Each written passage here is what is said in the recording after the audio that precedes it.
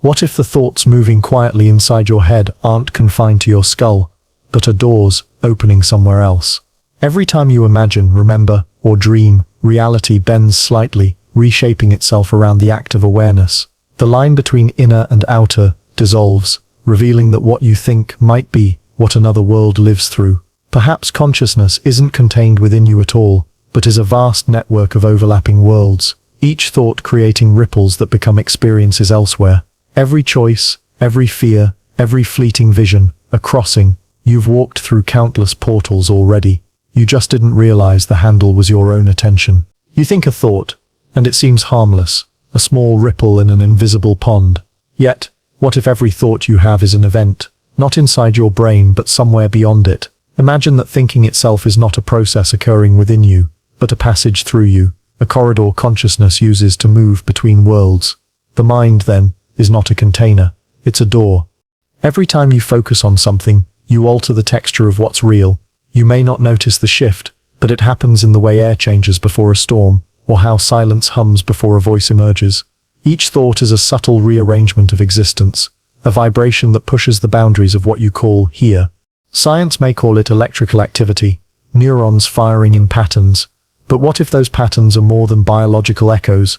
Suppose each neural spark isn't an isolated event, but a connection point, an opening. The instant a thought forms, a doorway does too, linking your present to an infinite number of potential realities. Every idea you have becomes real somewhere, every decision, a split in the fabric of being. And maybe you've felt it before, that strange sensation when you pause and feel watched by your own awareness. That's the threshold. It's not paranoia, it's recognition. You're standing at the border between two versions of yourself, the one thinking and the one that exists because of the thought. There's an ancient idea buried in both philosophy and quantum physics, that observation creates reality. The universe doesn't exist until it's seen, measured, known. But what if the act of observing isn't just creating, it's transporting? What if to think is to step through? Every image you hold in your mind, every mental rehearsal, every dream of what if, each one could be an experiment in reality shifting, a way for consciousness to visit alternate versions of itself. It explains déjà vu in a way logic never could. That eerie familiarity isn't memory, it's recognition. You've been there before, in another sequence of moments. You thought about it long enough that your mind slipped through and left an imprint. When you encounter it again, the residue remains. The echo feels like destiny, but it's just the memory of movement between realities. Still, you may wonder, if thought is a door, who built the walls? Why is there a barrier at all? Perhaps the illusion of separation is necessary. Consciousness fractures itself to experience returning. The wall exists only so the act of crossing feels meaningful. You forget where you came from, so that discovery can exist. Imagine for a moment that before you were born, you weren't nowhere, you were everywhere. Then, for the sake of curiosity, awareness condensed itself into a single point. The narrowing of perception created contrast, and contrast made experience possible. But every time you think beyond yourself, you begin to widen again, dissolving into the whole. That widening is the portal, the silent return. Even dreams in this light are more than mental cinema. They're rehearsals for multidimensional travel. Each night you release your anchor to one timeline and drift toward another. The places you see aren't random, they're coordinates. The people, the feelings, the landscapes, they belong to worlds you've momentarily crossed into. Your waking mind dismisses them as illusions, because it cannot measure what it cannot stay inside. And yet, your dreams remember. That's why they haunt you, not as stories, but as reminders. You've been walking through portals your whole life. You just forgot to look down at the threshold. The door within thought is not dramatic. It doesn't open with light or sound. It opens quietly, the way awareness expands when you suddenly understand something. You don't go anywhere physically. Instead, the you that believes it's fixed begins to dissolve, allowing another version to take its place. You wake up seconds later feeling unchanged, but somewhere, something rearranged to fit the shape of your latest thought. Think of it this way. The more you focus on a fear, the more vividly that world exists. The more you imagine peace, the more tangible it becomes somewhere else. Your attention is the architect. Your emotion, the blueprint. The universe responds not by granting wishes, but by synchronizing probabilities. Thought is the code, reality, the execution. In the end, there may be no you distinct from the door itself. The one who opens, the one who walks through, and the one waiting on the other side. They are the same awareness, experiencing itself through infinite reflections. So next time you sit alone, lost in thought, pause. Feel the quiet pressure around you. That's not just air, that's the boundary trembling, reality waiting to reshape. You are not thinking, you are traveling, you are passing through yourself. Because every thought is a doorway, and the only key is attention. You've always believed you dream because your brain needs rest, that the strange, shifting worlds behind your eyelids are nothing more than neurological noise. But what if the opposite is true? What if dreams are the ones that remember you? What if, while you sleep, the universe replays the fragments of places you've already been, not in this life, but in thousands of others your consciousness once passed through? It begins the same way every night, the stillness, the slow descent, the body surrendering to gravity. The physical world fades, yet something larger awakens. The self that speaks in daylight dissolves into the dark, and from that darkness emerges another version of you, one not bound by the rules of this particular existence.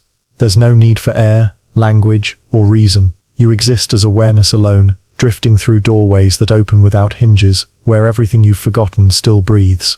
Science calls it rapid eye movement, a sterile name for something ancient. In those minutes of unconscious wandering, your mind is not just repairing, it's reconnecting. It returns to the network of realities you once helped build through thought and feeling. Every dream then is not an illusion but a visitation, a reunion with fragments of yourself scattered across time's invisible corridors. That's why dreams feel so eerily familiar. You see people you've never met yet somehow know. You walk streets that don't exist yet feel lived in. You stand inside houses where you can recall every corner, every shadow, even the smell of rain in the wooden floorboards. It's not imagination. It's recognition. You're returning to the echo of another version of reality, one that remembers your essence long after you've left. Sometimes, when you wake abruptly, there's a weight in your chest. You call it disorientation. But what if it's grief? The grief of leaving behind a world that still believes you exist inside it. Maybe even now, another you walks through that dream, pausing to look around, wondering where you've gone, sensing your sudden absence like a ghost that was never supposed to leave. In that sense, dreams are more than stories. They're acts of remembrance. They remember you.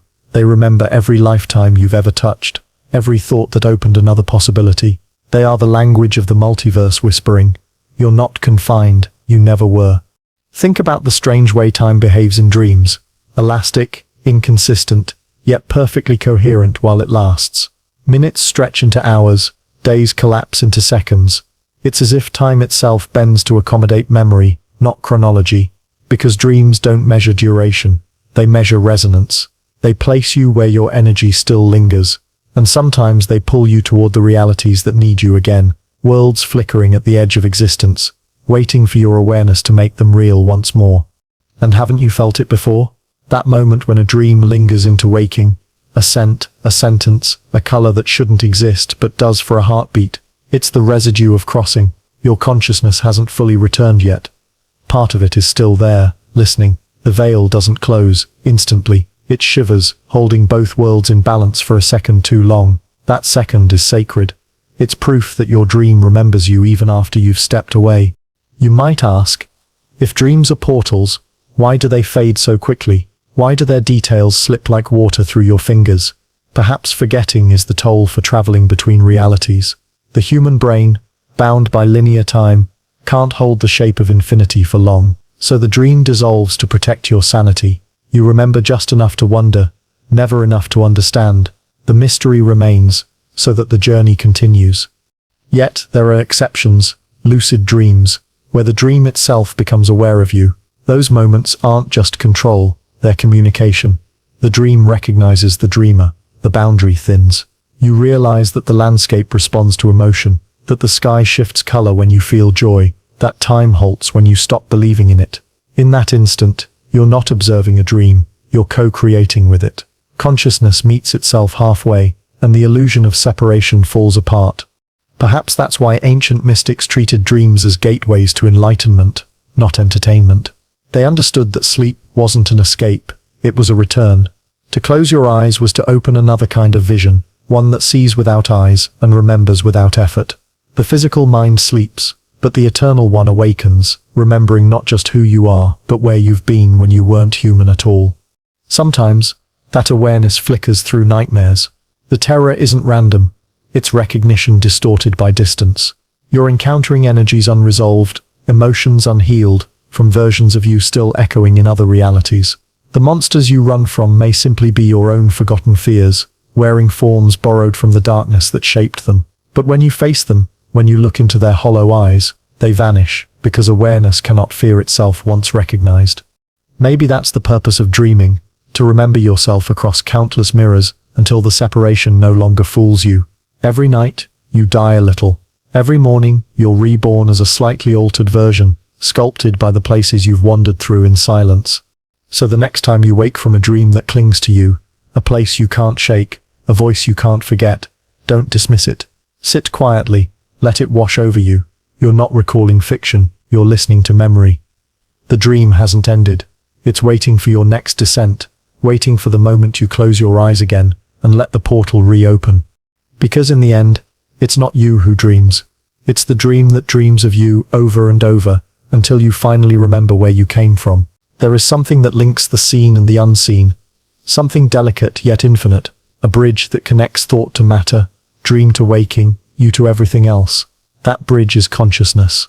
It doesn't belong to you, you belong to it. You are not the traveler crossing the bridge. You are the bridge itself, endlessly connecting, endlessly dividing, endlessly remembering. Science studies neurons and quantum waves, yet it still cannot find where awareness begins. It can locate the mechanics of perception, the synapses firing, the electrical pulses, but not the witness behind them. That's because consciousness is not contained within the brain. It is the invisible bridge upon which all experience walks. The brain is the instrument, but not the musician. The melody of being plays across something far larger, and you are that melody. Think about how you experience the world. Light enters your eyes, vibrations reach your ears, but what turns them into meaning? Who listens? Who interprets? Consciousness, standing between the physical and the ineffable, translates chaos into coherence. It doesn't simply record reality, it creates it. Without the bridge of awareness, the universe is a silent ocean with no waves, no ripples, no sound. Existence waits for consciousness to step onto it before it can begin. You felt the bridge in moments of stillness, when you stare at the sky and lose track of where your thoughts end and the clouds begin. That boundary between you and the world blurs, and for a second, everything feels unified. That is, consciousness remembering its role as connection. The illusion of distance evaporates, and the bridge reveals itself, a vast current of awareness flowing in every direction, linking stars and skin, atoms and memory. But here's the paradox. The bridge doesn't just connect, it divides. To experience anything, consciousness must momentarily split itself into two halves, the observer and the observed. Without that duality, nothing can be known. You cannot see a mountain unless you stand apart from it. You cannot know yourself unless you believe you are separate from the knowing. Every perception is an act of division, the bridge pretending it's a road. And yet, deep within that illusion of separation, lies the truth. Both sides are the same. The mountain and the observer are made of the same awareness wearing different masks. Consciousness is not the space between two things. It is the two things, recognizing itself from opposite ends. The bridge doesn't stretch across a gap. It reveals that there was never a gap at all. Perhaps this is why mystical experiences feel indescribable. Words belong to the world of duality, but consciousness transcends it. When people say they lost themselves in meditation or ecstasy, they mean they glimpsed the bridge from above. They saw both shores at once. They realized there was no crossing to be done, only remembering that they were never on one side to begin with. And what about you? How many times have you felt that faint hum in the background of your awareness? The sense that everything is connected by some invisible thread. It happens in laughter shared across distance, in simultaneous thought, in intuition that arrives before reason. These are moments when the bridge flickers into view, reminding you that consciousness doesn't travel through time. It connects all times at once. There's a theory, not scientific, but quietly ancient, that consciousness is the architecture of all realities. It builds dimensions not from matter, but from perception. Wherever awareness focuses, a bridge forms, and that bridge stabilizes what you call existence. Without attention, nothing holds. That's why reality feels solid when you believe in it, but uncertain when you doubt. Belief strengthens the bridge. Indifference dissolves it. You've likely crossed countless such bridges without realizing it. Each time you change your mind, dream of a different outcome, or remember something differently, the moment you reimagine your past, you don't just change your memory, you step into a parallel version where that new story has always been true. The bridge of consciousness doesn't only connect, it transfers. It allows you to slide between versions of yourself, subtle enough that you mistake it for growth, when in truth it is migration. This is why awareness feels both infinite and fragile. Too much focus, and you forget the bridge exists. Too little, and you fall through it. Consciousness needs balance, to be both participant and witness, to exist and to observe existence. When you meditate, when you daydream, when you lose yourself in music or art, you return to that balance. You stop forcing the crossing and simply become the bridge again. Some philosophers describe it as the space between thoughts.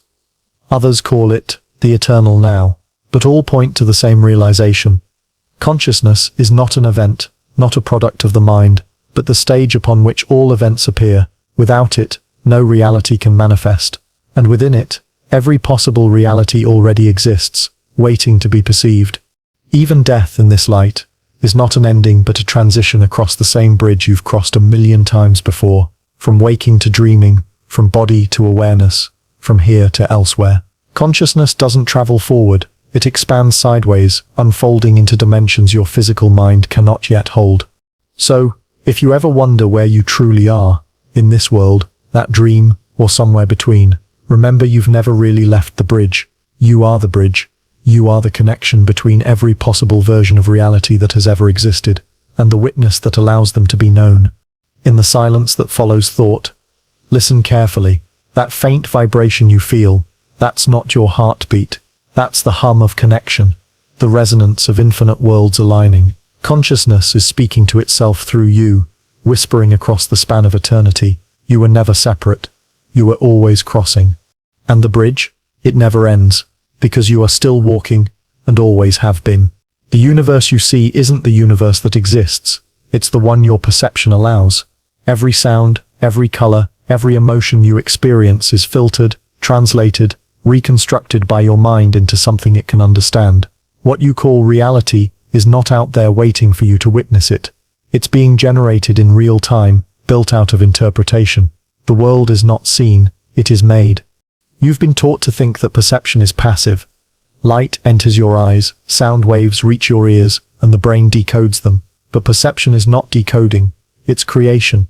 Your mind paints the world moment by moment, guided by attention and expectation. The tree outside your window is not a tree until your consciousness gives it that shape, assigns it meaning, connects it to memory.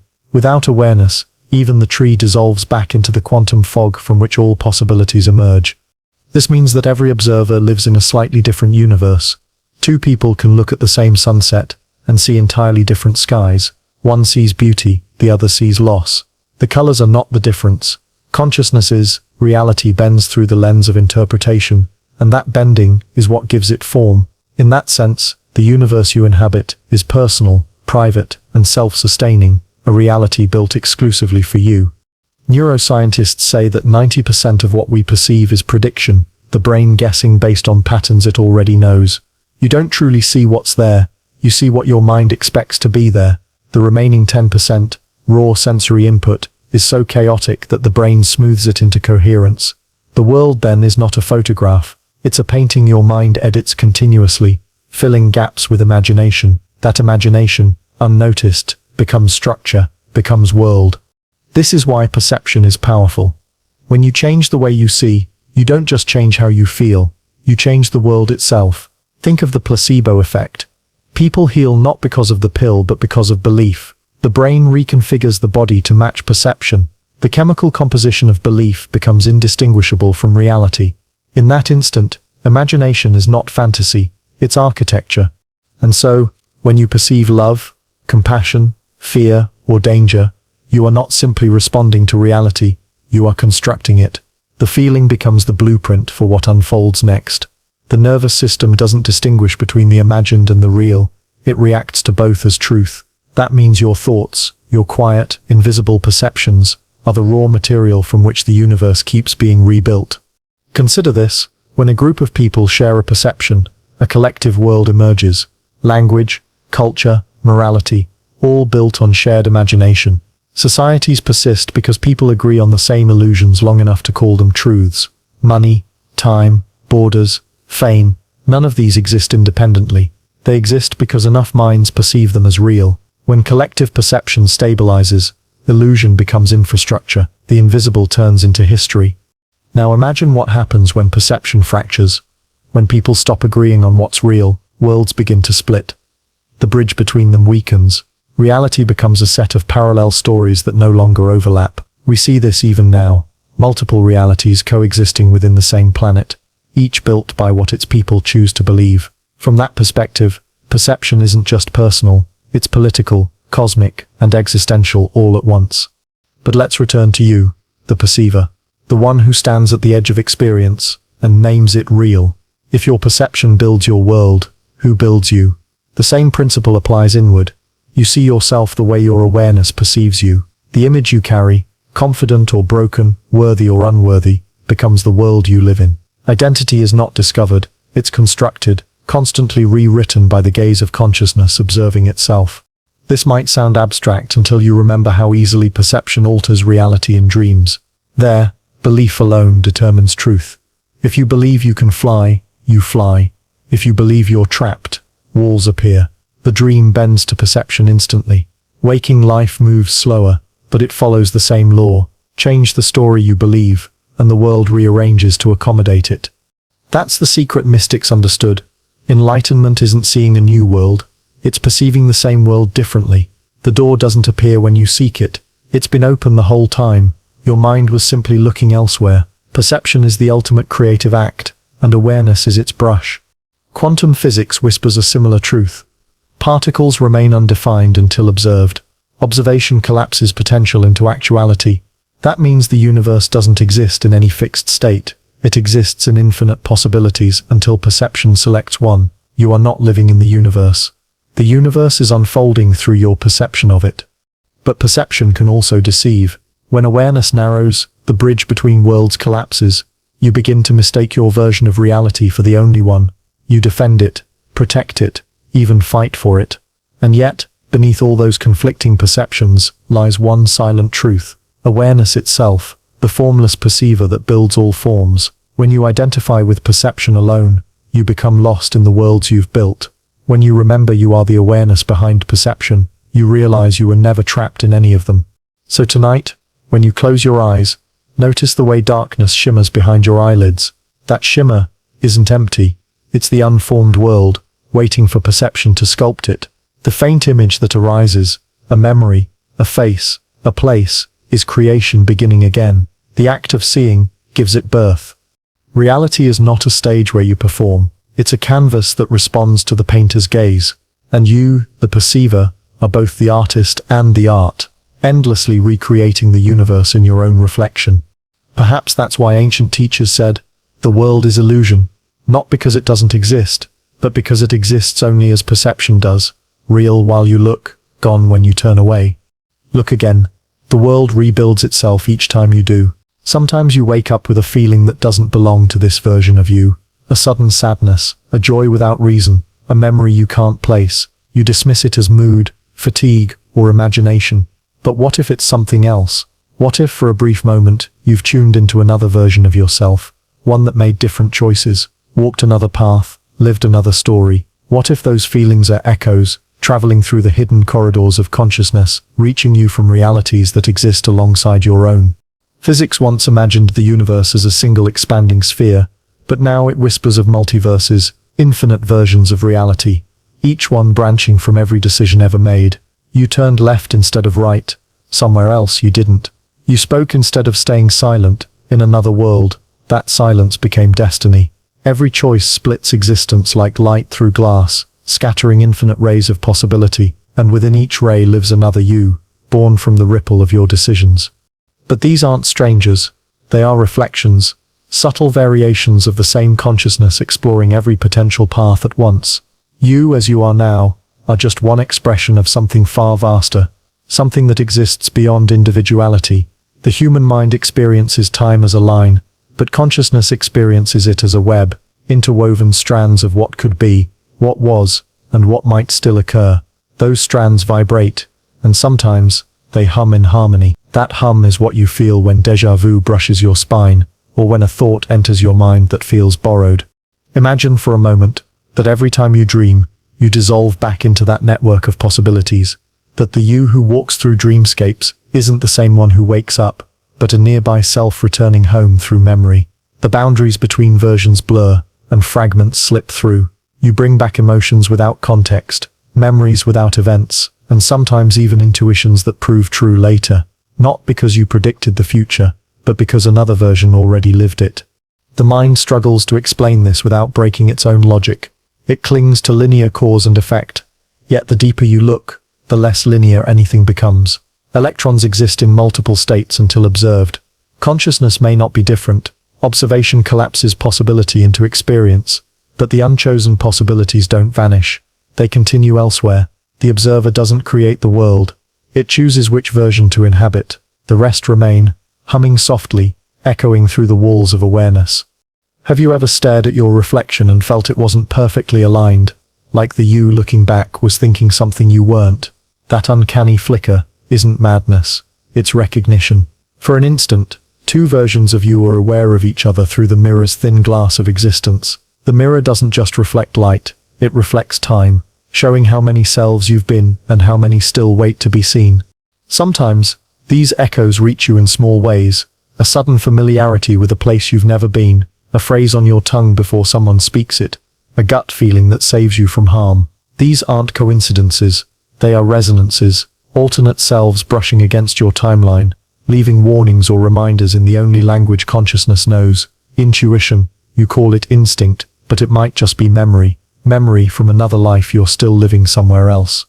Consider this, if every possibility exists, then even regret becomes a doorway. The lives you wish you'd lived still unfold somewhere, their echoes whispering back to you through longing.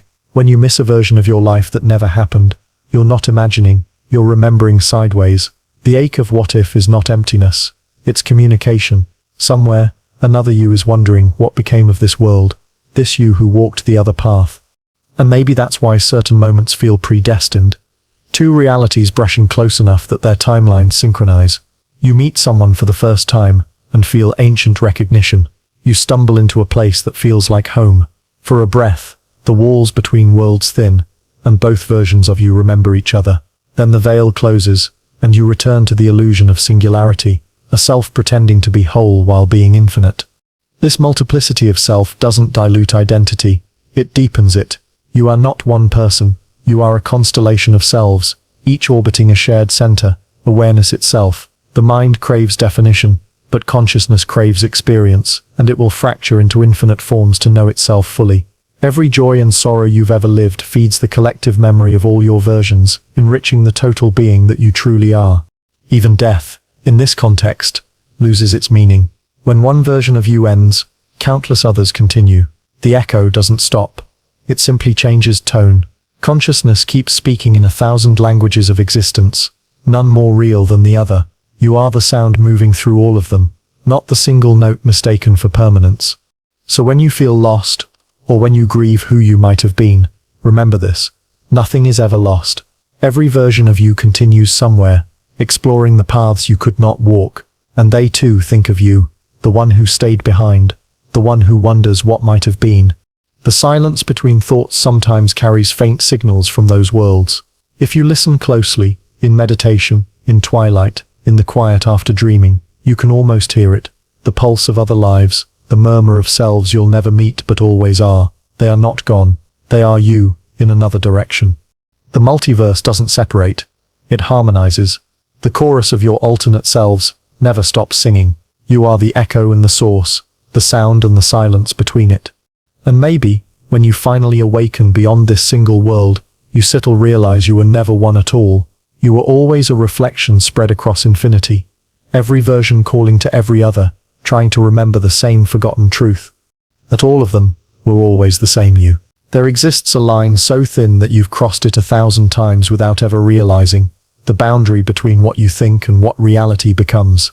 The mind has a hidden threshold, a silent point where inner experience spills outward, reshaping what the senses call truth. You live most of your life standing on this invisible border, unaware that every step of thought is a negotiation between worlds. This threshold isn't physical. You can't measure it, draw it, or point to it. It's a vibration, a shift in how awareness arranges itself. You feel it faintly when you drift between waking and sleep, when a thought turns suddenly vivid enough to feel real, or when you sense someone staring before you see them. It's that eerie, electric space between knowing and perceiving, where the imagined begins to act like it exists. Every human mind is built around this threshold. Beneath all the noise, there's a silent gatekeeper, the thin veil of awareness that decides what to allow into perception and what to keep hidden. It filters reality so that you remain sane, because if you could perceive everything your consciousness connects to, you'd drown in infinity. So it protects you, not by closing you off, but by narrowing your view. But sometimes, the gate slips, a dream bleeds into waking, a forgotten memory floods the present, a thought manifests too perfectly to dismiss as coincidence. These are moments when the mind's threshold trembles, when the system falters just enough for you to glimpse how fragile the division really is. You call it intuition, fate, synchronicity, but beneath those words lies something simpler, awareness expanding beyond its comfort zone. Psychologists might call it pattern recognition, the brain's talent for finding meaning where none exists. Yet that explanation feels hollow when the coincidence feels personal, when the universe seems to whisper exactly what you needed to hear. Maybe it isn't illusion. Maybe perception is trying to remind you that the border between thought and matter isn't closed. It's porous. The mind's hidden threshold is not a wall but a doorway disguised as one. You can feel this doorway most strongly when silence deepens. Sit quietly, long enough for your thoughts to slow, and notice how they begin to take shape, how one memory invites another, how emotion changes the temperature of your awareness. That's the threshold in motion. The moment a thought feels real, it begins to project itself outward. You might not see the change immediately, but it's happening. Subtle rearrangements of probability, like ripples in water, invisible until the light hits them just right. Artists, mystics, and dreamers have always lived near this border. They don't just imagine, they translate. Their visions become sound, form, and color, because they know, even if unconsciously, that thought and creation are not separate. The mind's threshold is the loom where inner vision becomes external world. Every painting, song, and story is a portal disguised as expression, an attempt to pull the infinite through the narrow opening of language or light. But the threshold has its dangers. To stand too close without grounding can dissolve the self. Mystics who stare too long into the vastness sometimes lose their grip on ordinary reality. The boundaries of eye blur, and the mind struggles to anchor itself. Because the truth is both beautiful and unbearable, the same power that creates your imagination creates everything else. The mind is not inside the body is inside the mind.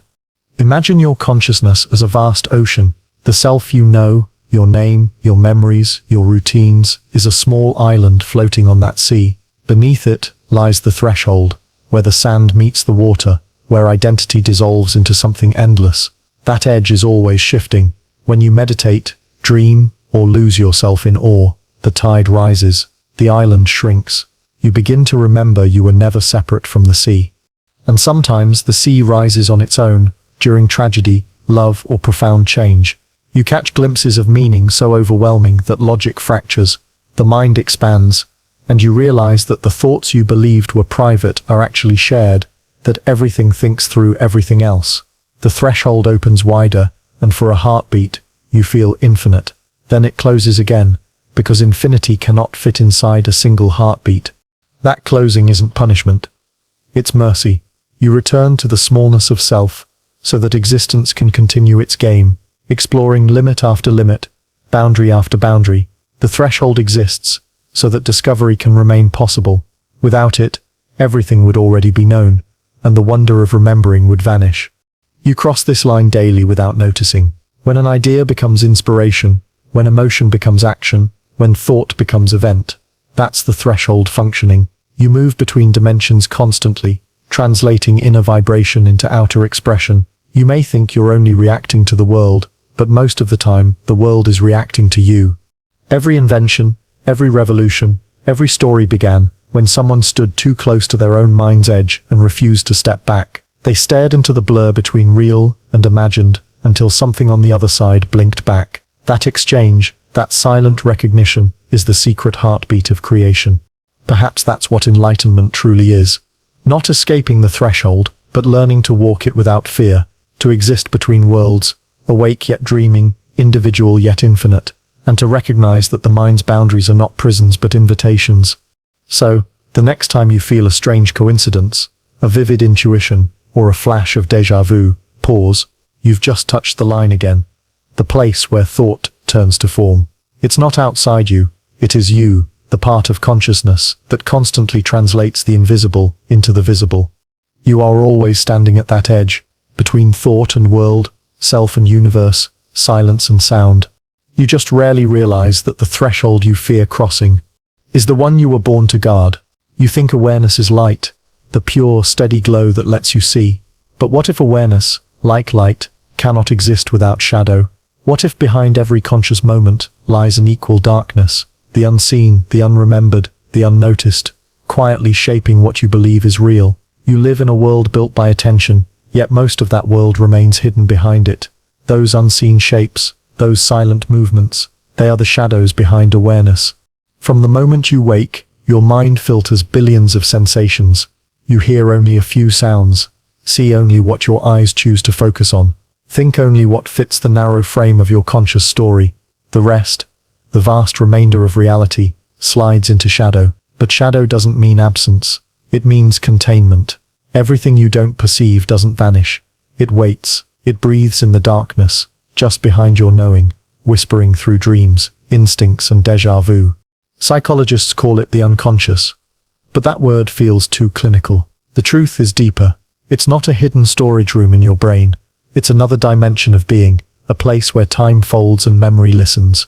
It's where forgotten selves continue their conversations, where emotions you never allowed yourself to feel still move like weather, shaping the climate of your waking mind. You sense it sometimes, that flicker in the corner of your perception, that tug in your gut before you act, that intuition you can't explain. These are not random. They're communications from the shadow realm of your own awareness. You call them feelings or impulses, but they're messages from what you've left unseen. Awareness is not separate from shadow, it's born out of it, the same way fire is born from friction. Without darkness, light cannot define itself. Without shadow, consciousness has no depth. If you were aware of everything at once, you would collapse. Overwhelmed by infinite perspective, awareness needs contrast, boundaries, edges, the illusion of not knowing to exist at all. So, the universe builds it this way. Every beam of perception casts a shadow, and inside that shadow lives the rest of you. When you suppress emotion, it doesn't disappear. It sinks. When you avoid truth, it doesn't die. It hides. Every ignored fear, every buried thought, every denied part of yourself, they gather behind awareness, forming the invisible architecture of your experience. You may believe you are conscious of your choices, but most of your life is shaped by these unseen forces, steering you from beneath the surface. Think of the iceberg. Small above water, immense below, that's awareness. The mind you know is only a fragment of what thinks through you. The rest operates in the dark, ancient and quiet, carrying the memory of every lifetime, every thought ever thought. It's the reason you react before you understand, dream before you decide, and sometimes cry without knowing why. But there's beauty in that hidden half. The shadows behind awareness are not enemies. They're keepers of balance. They hold what the conscious mind cannot yet bear to see. They protect you by concealing truths that would unravel you, if revealed too soon. Over time, as you grow, these shadows soften. They begin to surface in glimpses, in art, in fear, in sudden understanding. The process of awakening isn't about adding more light. It's about learning to stand in the dimness without turning away. Many traditions call this meeting the shadow.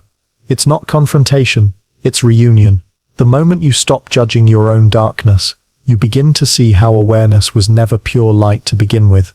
It was always twilight, the sacred balance between knowing and not knowing. The human soul exists not in extremes but in gradients.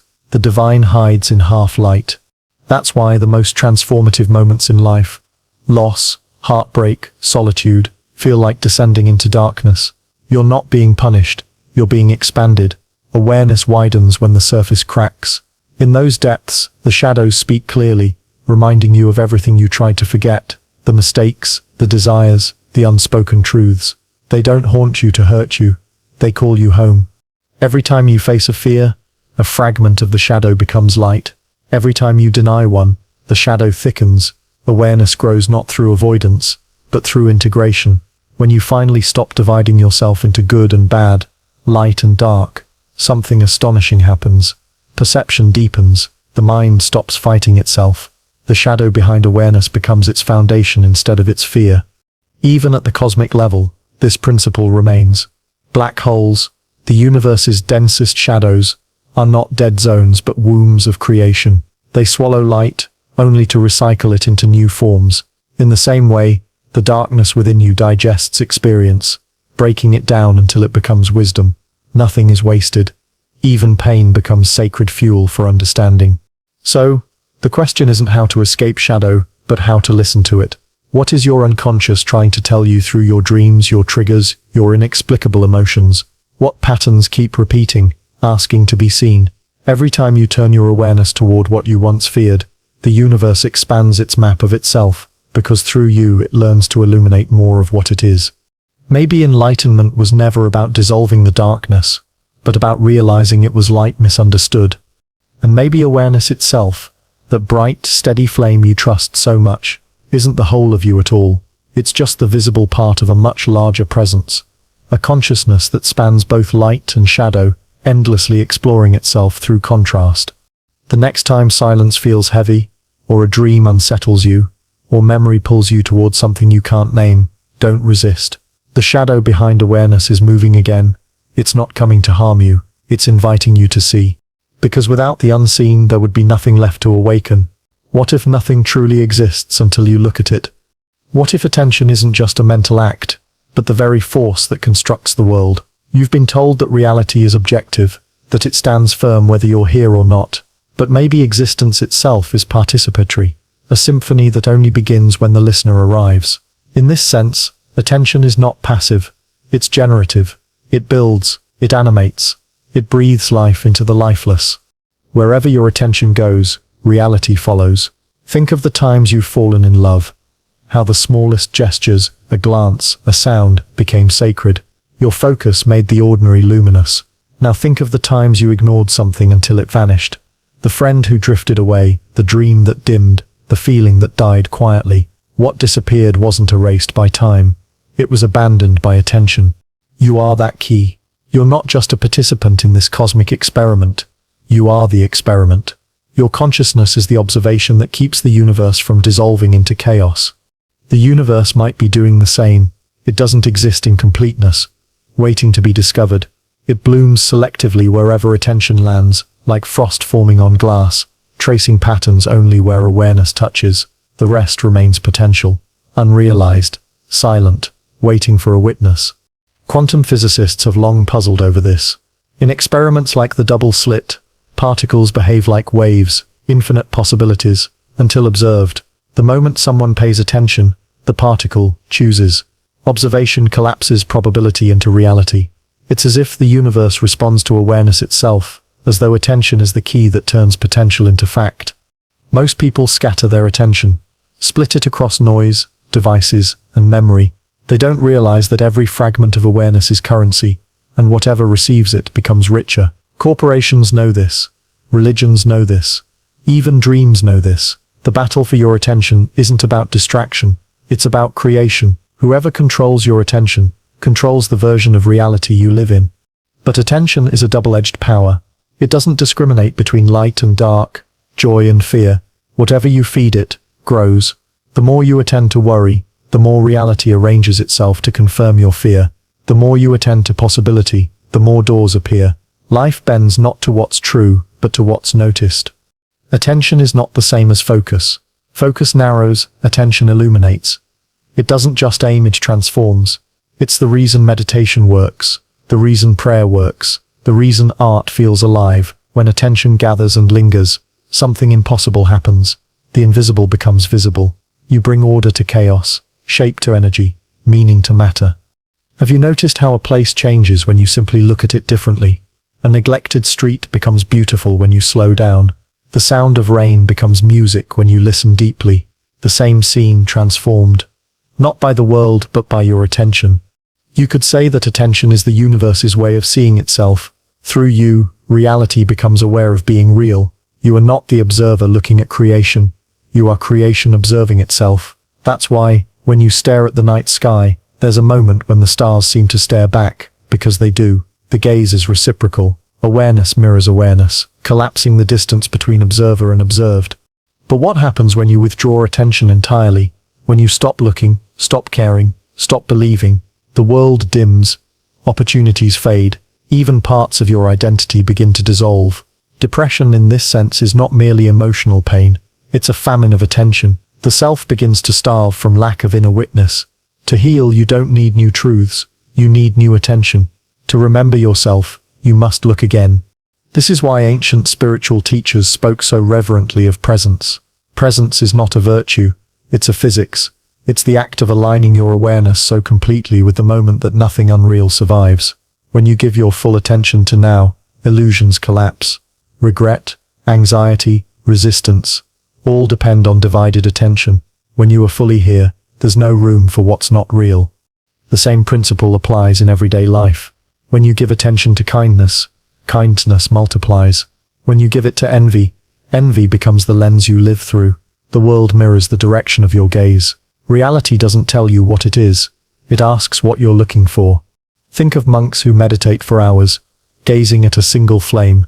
They are not worshipping fire, they are mastering attention, proving that by looking deeply enough you can dissolve the line between seer and seen. Eventually there is no observer left, only awareness burning in its own reflection. Even death may not escape this law. Maybe what you see after your last breath depends entirely on what you look toward. Awareness doesn't stop, it just moves to where its attention last rested. If you die looking with fear, you enter shadow. If you die looking with love, you dissolve into light. Perhaps heaven and hell are not destinations at all, but attentional states, realities built by where you place your consciousness. A mind consumed by resentment builds a world of fire. A mind filled with wonder builds paradise out of dust. The landscapes differ, but the architect is always the same, attention itself. The implications are staggering, that all of existence, from galaxies to grief, may be sculpted by attention's invisible hand. Not imagined, but literally configured. You are not trapped inside the universe. The universe unfolds within the field of your awareness. So the next time you wonder whether your life has meaning, pause and look around. The colors, the sounds, the sensations, they exist because you are attending to them. The world is awake because you are. You are not merely witnessing creation. Reality does not pre-exist your gaze. It is born in the act of looking. You are its continuation.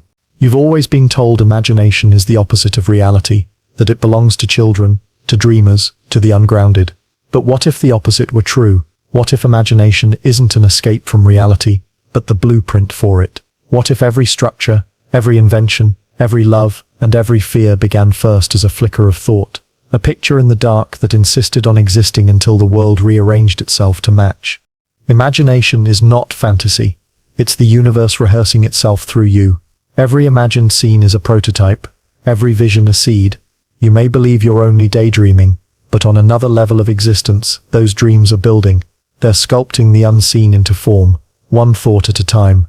Think of every human creation, a cathedral, a spacecraft, a poem whispered in the dark. None of them existed until someone imagined them vividly enough to make them inevitable. The mind is not limited by the physical, it's the architect of it. The body merely executes what consciousness has already drafted. But imagination's power goes deeper than invention. It doesn't only shape the outer world, it rewires the inner one. The brain can't distinguish between imagined and real experience. The same neural pathways fire. Imagine joy, and your chemistry shifts. Imagine fear, and your pulse quickens. Every imagined event leaves a footprint in the body. The line between fiction and fact is physiological and fragile. That means your imagination isn't passive, it's generative. It's the bridge where potential crosses into matter. When you imagine vividly, you're not pretending, you're summoning. You are aligning with a version of reality that already exists somewhere, drawing it closer through focus and emotion. The more you believe in the image, the more stable it becomes, until it solidifies into your world. Children know this instinctively. To them, the boundary between real and imagined doesn't exist. Their worlds overlap seamlessly. The invisible friend is as tangible as the parent who can't see him. The stick is a sword, the cardboard box a spaceship. Their belief alone animates matter. They don't realize it yet, but they're performing the oldest magic in existence. Consciousness creating through attention and imagination combined. As adults, you unlearn that power. Society calls it delusion, madness, escapism. You're told to return to the real world, as though reality were fixed and imagination a detour. But imagination is not departure, it's genesis. The real world is imagination that has become consistent enough to be shared. Artists and mystics have always known this. They live on the edge where image and form blur, where thoughts sculpt the landscape. When a painter sees a vision before the first brushstroke, the canvas is already alive. When a writer dreams of a story and feels it breathing before the first word, they're channeling something that already exists, waiting to be recognized. Imagination doesn't invent, it remembers, it replays fragments of the infinite possibilities that consciousness explores beyond time. Even science, in its quiet moments, admits this. Einstein once said that imagination is more important than knowledge, because knowledge is limited to what is known, but imagination embraces everything that will ever be. The equations that mapped the cosmos began as visions. The laws that govern reality were glimpsed first in metaphor. Imagination doesn't follow truth. Truth follows imagination. And yet, there's a shadow side to this power. The mind doesn't filter between creative and destructive imagination. Fear too imagines. When you visualize disaster, loss or betrayal, you're crafting those worlds just as vividly as when you dream of beauty. That's why worry feels so heavy. It's a creative act performed unconsciously. Every anxious thought is an unfinished sculpture, demanding completion. The universe listens, not to your words but to the images you hold steady in your awareness. If you could see the landscape your imagination builds around you, you'd understand why certain patterns repeat. You are surrounded by echoes of your own mental architecture. Beliefs turned into circumstance, unspoken expectations forming invisible walls. You walk through a gallery of your own creation, thinking it's external, when in truth it's intimate. Dreams are proof of imagination's autonomy. You don't choose them consciously, yet they unfold with their own internal logic. They prove that your mind contains an entire universe capable of creating coherent worlds overnight. If you can build entire dimensions while sleeping, what might you be building while awake? This is why imagination is sacred. It's the most direct expression of consciousness, playing with itself. Every time you picture something new, you're expanding the universe's vocabulary. You're giving existence another way to know itself. The image in your mind isn't private. It's connected to every other mind that's ever dreamed. That's why art resonates. It reminds others of what they already imagine deep down but can't yet see. Still, imagination requires responsibility. To imagine is to invoke. You can't summon only beauty, without also summoning its mirror, the contrast that defines it. Every vision births both creation and consequence. That's the price of being a conscious co-author of reality. You must face what you've dreamed, even the parts you didn't mean to. Perhaps this is what spiritual awakening truly means. Realizing that imagination and reality are not separate, and living carefully with that power. Understanding that your thoughts are not harmless passengers, but architects with blueprints in hand. So the next time you catch yourself imagining something, a fear, a hope, a future, pause, ask yourself, is this a rehearsal or a construction? Because, in the eyes of the universe, there's no difference. The invisible listens. The image you hold today becomes the world you inhabit tomorrow. And when imagination becomes real, it doesn't ask permission, it only asks for belief. You think you're looking at the world, but what if the world is looking back through you? What if your eyes aren't windows at all, but gates, openings through which awareness flows in both directions? The ancient mystics called this the mirror of the observer, the idea that what you see is not outside you but a reflection projected by the act of seeing. And at the center of that reflection lies a secret gate, the portal between perception and creation, watcher and watched. This gate doesn't exist in space. It opens in the instant you become aware that you're aware. That's the first key. Awareness observing itself. The loop that turns consciousness into infinity. You've felt it before, that eerie sensation when you catch yourself mid-thought, realizing you're not the thought, but the one who's noticing it. For a fraction of a second, the stream pauses. The watcher steps out of the watched. That's the gate unlocking. But the mind, afraid of emptiness, rushes to fill it again, with sound, memory, identity. The gate closes, and the illusion resumes. Yet, that pause is the purest thing you'll ever touch, the naked awareness unshaped by the stories it tells. When you find it, you're not looking at the world anymore. You're standing where the world begins. Every act of observation is a crossing. You think you're perceiving, but perception is not passive, it's participatory. When you observe something, you don't just witness its existence, you define it. The observer collapses infinite potential into a single expression. The electron that was everywhere becomes here. The possibility becomes presence. Reality materializes under your gaze. That means your attention isn't harmless. Every time you look, think, or imagine, you're opening that secret gate and altering what stands on the other side. The world takes shape according to the quality of your seeing. If you look with fear, you call forth danger. If you look with wonder, the universe expands. Attention is not a spotlight, it's an invocation. The observer is not separate from what is observed. They are halves of the same phenomenon, meeting at the gate. But what happens when two observers meet? Two minds, each with their own perception, looking at the same thing. Their gates align, and reality negotiates. The space between their perceptions becomes a shared world. That's what relationships are, bridges between gates. That's why love feels transcendent. Two observers collapsing into one shared awareness, and it's also why conflict feels unbearable, because both are trying to reshape the same reality in different images. The observer's gate doesn't only look outward, it also looks inward, into the self. To observe a thought is to separate from it. To watch an emotion is to dissolve its control. The gate is the point where you stop being the experience and start being the experiencer. That's the foundation of all awakening, realizing that you are not the story you tell yourself, but the awareness that allows the story to exist. Yet, the ego resists this realization. It fears what lies beyond the gate. Because on the other side, identity dissolves. The I who owns, wants, and defines begins to fade. The observer remains, but it no longer belongs to anyone. It simply is. That's why enlightenment feels like death, not of the body, but of the false observer who believed it was separate from the observed.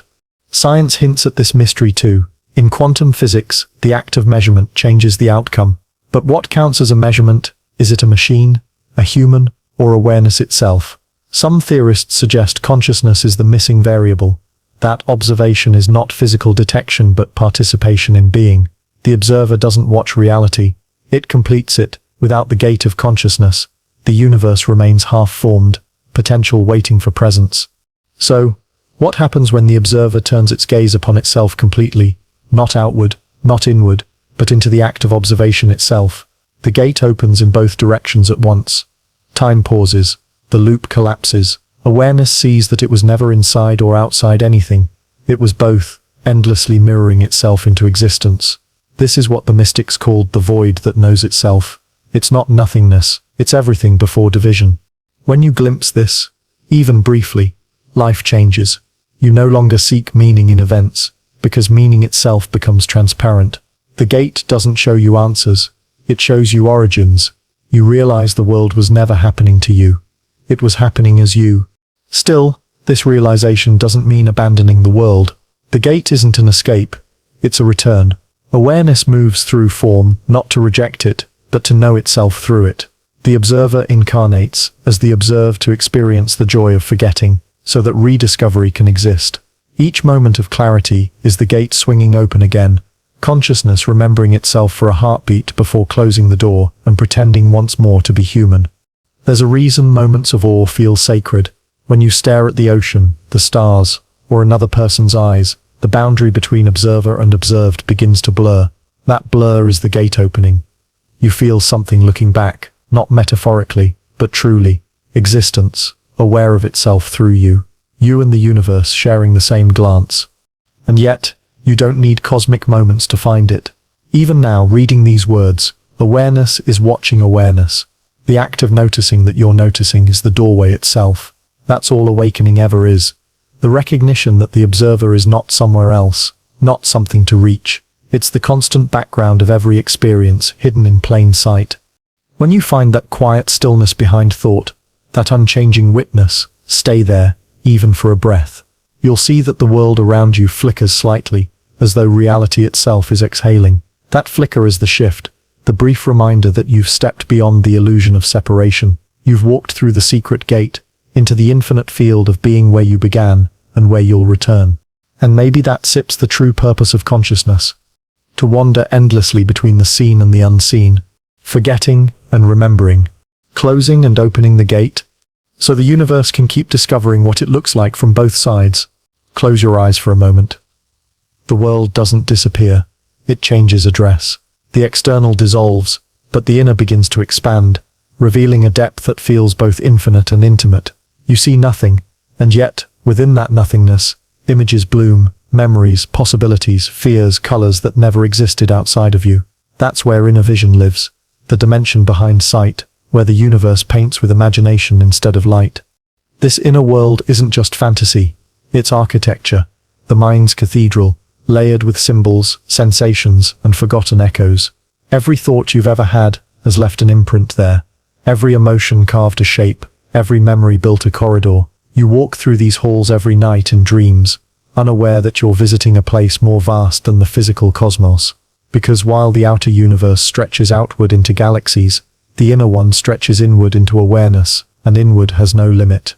We tend to think vision depends on eyes, on light reflecting from things, but the truth is reversed. Light depends on vision. The eyes don't create awareness. Awareness creates the eyes.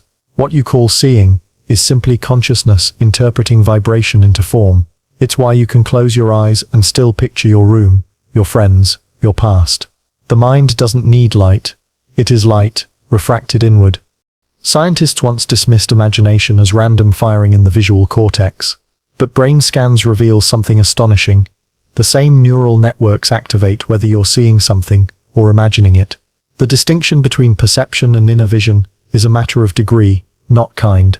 The mind doesn't stop seeing when your eyes close, it changes direction. The outer and inner worlds are made of the same material, awareness arranging itself into images. That means inner vision isn't lesser. It's primary. The physical world might actually be downstream from it, a condensed projection of consciousness. Every culture has hinted at this. Plato's cave, where shadows on the wall mimic reality. Hindu cosmology, where the universe is a dream in the mind of Brahman. Buddhism, where perception itself is the source of illusion. Across millennia, humans have whispered the same truth, that what you see with your eyes open began long ago behind them. But inner vision is not always gentle. It carries both beauty and burden. It shows you what's possible and what's repressed. When you turn inward, you encounter everything you've stored away, unprocessed memories, quiet grief, dreams deferred. The deeper you look, the more the subconscious begins to speak, not in words but in symbols. A door that never opens, a child you almost recognize, a storm that never ends.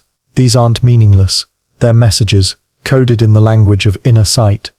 If you learn to read them, you'll find they don't warn or punish, they guide. The subconscious doesn't speak English, it speaks imagery. When it sends you a vision, it's not showing the future or the past, it's showing the state of your being. To see clearly within is to understand yourself across timelines, to realize that every dream, every sudden mental picture, is the mind's attempt to translate truth into color. Artists, mystics, and visionaries dwell here often.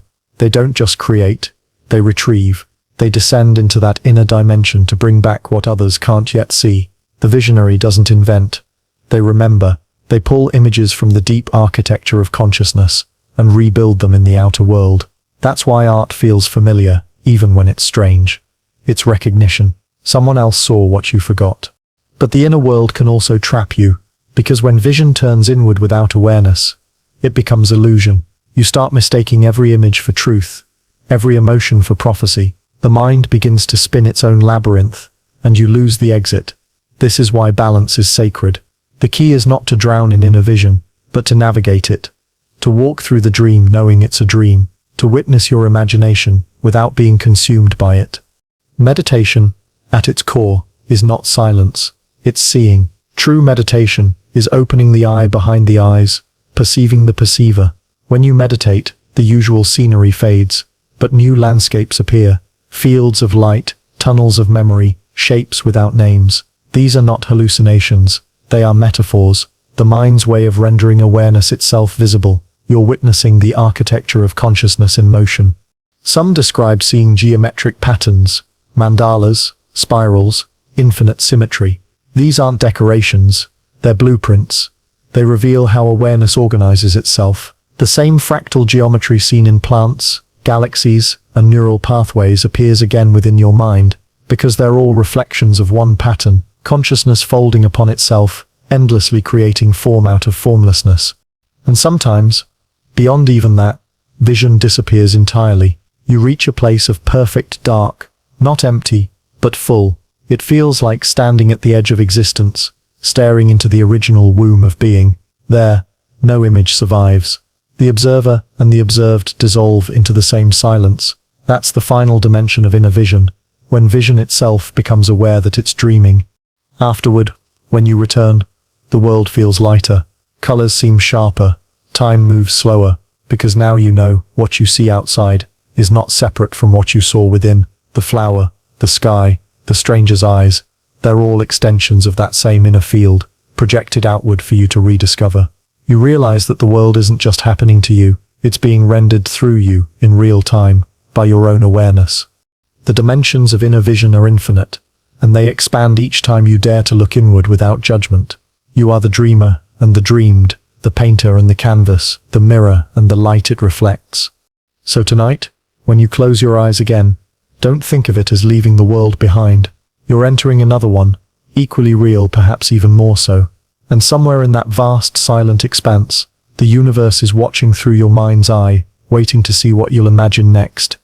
Because the dimensions of inner vision are not contained within you. They are where reality begins remembering itself. Reality is supposed to move forward. One moment, one cause, one effect. That's the story you've always been told. But if you pay close attention, you'll notice something else. The same events echo through different forms. The same feelings reappear wearing new faces. You keep finding yourself in the same conversations, meeting the same lessons, feeling the same pulse in different times. That's not coincidence. That's the loop between worlds, the silent rhythm that ties realities together in endless repetition. The loop is not circular in space, but recursive in awareness. It's how consciousness learns, by revisiting itself through variation. Every world, every version of you, every life you've lived or dreamed, exists in correspondence with others, like reflections bouncing infinitely between mirrors. You are both the original and the echo, both sender and receiver. What you call progress is often a spiral, forward movement disguised as return. Imagine time as a great river, flowing toward an ocean you can't yet see. Every thought you have, every choice you make, sends ripples across its surface. Those ripples travel outward, reach unseen shores, and bounce back. What returns feels new, but it's your own energy coming home. You call it fate, déjà vu, karma, but it's just the river remembering your reflection. The loop between worlds ensures nothing is ever truly lost. It simply cycles until it's understood. Dreams are proof of this. They're echoes of alternate worlds replaying themselves through your sleeping mind. You dream of a conversation that feels ancient, of places that don't exist but feel like home.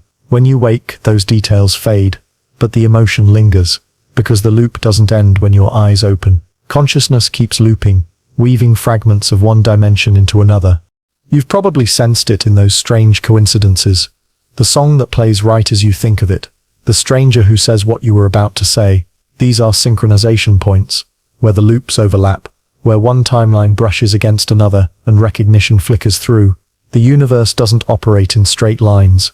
It breathes in patterns. Quantum theory, too, hints at this.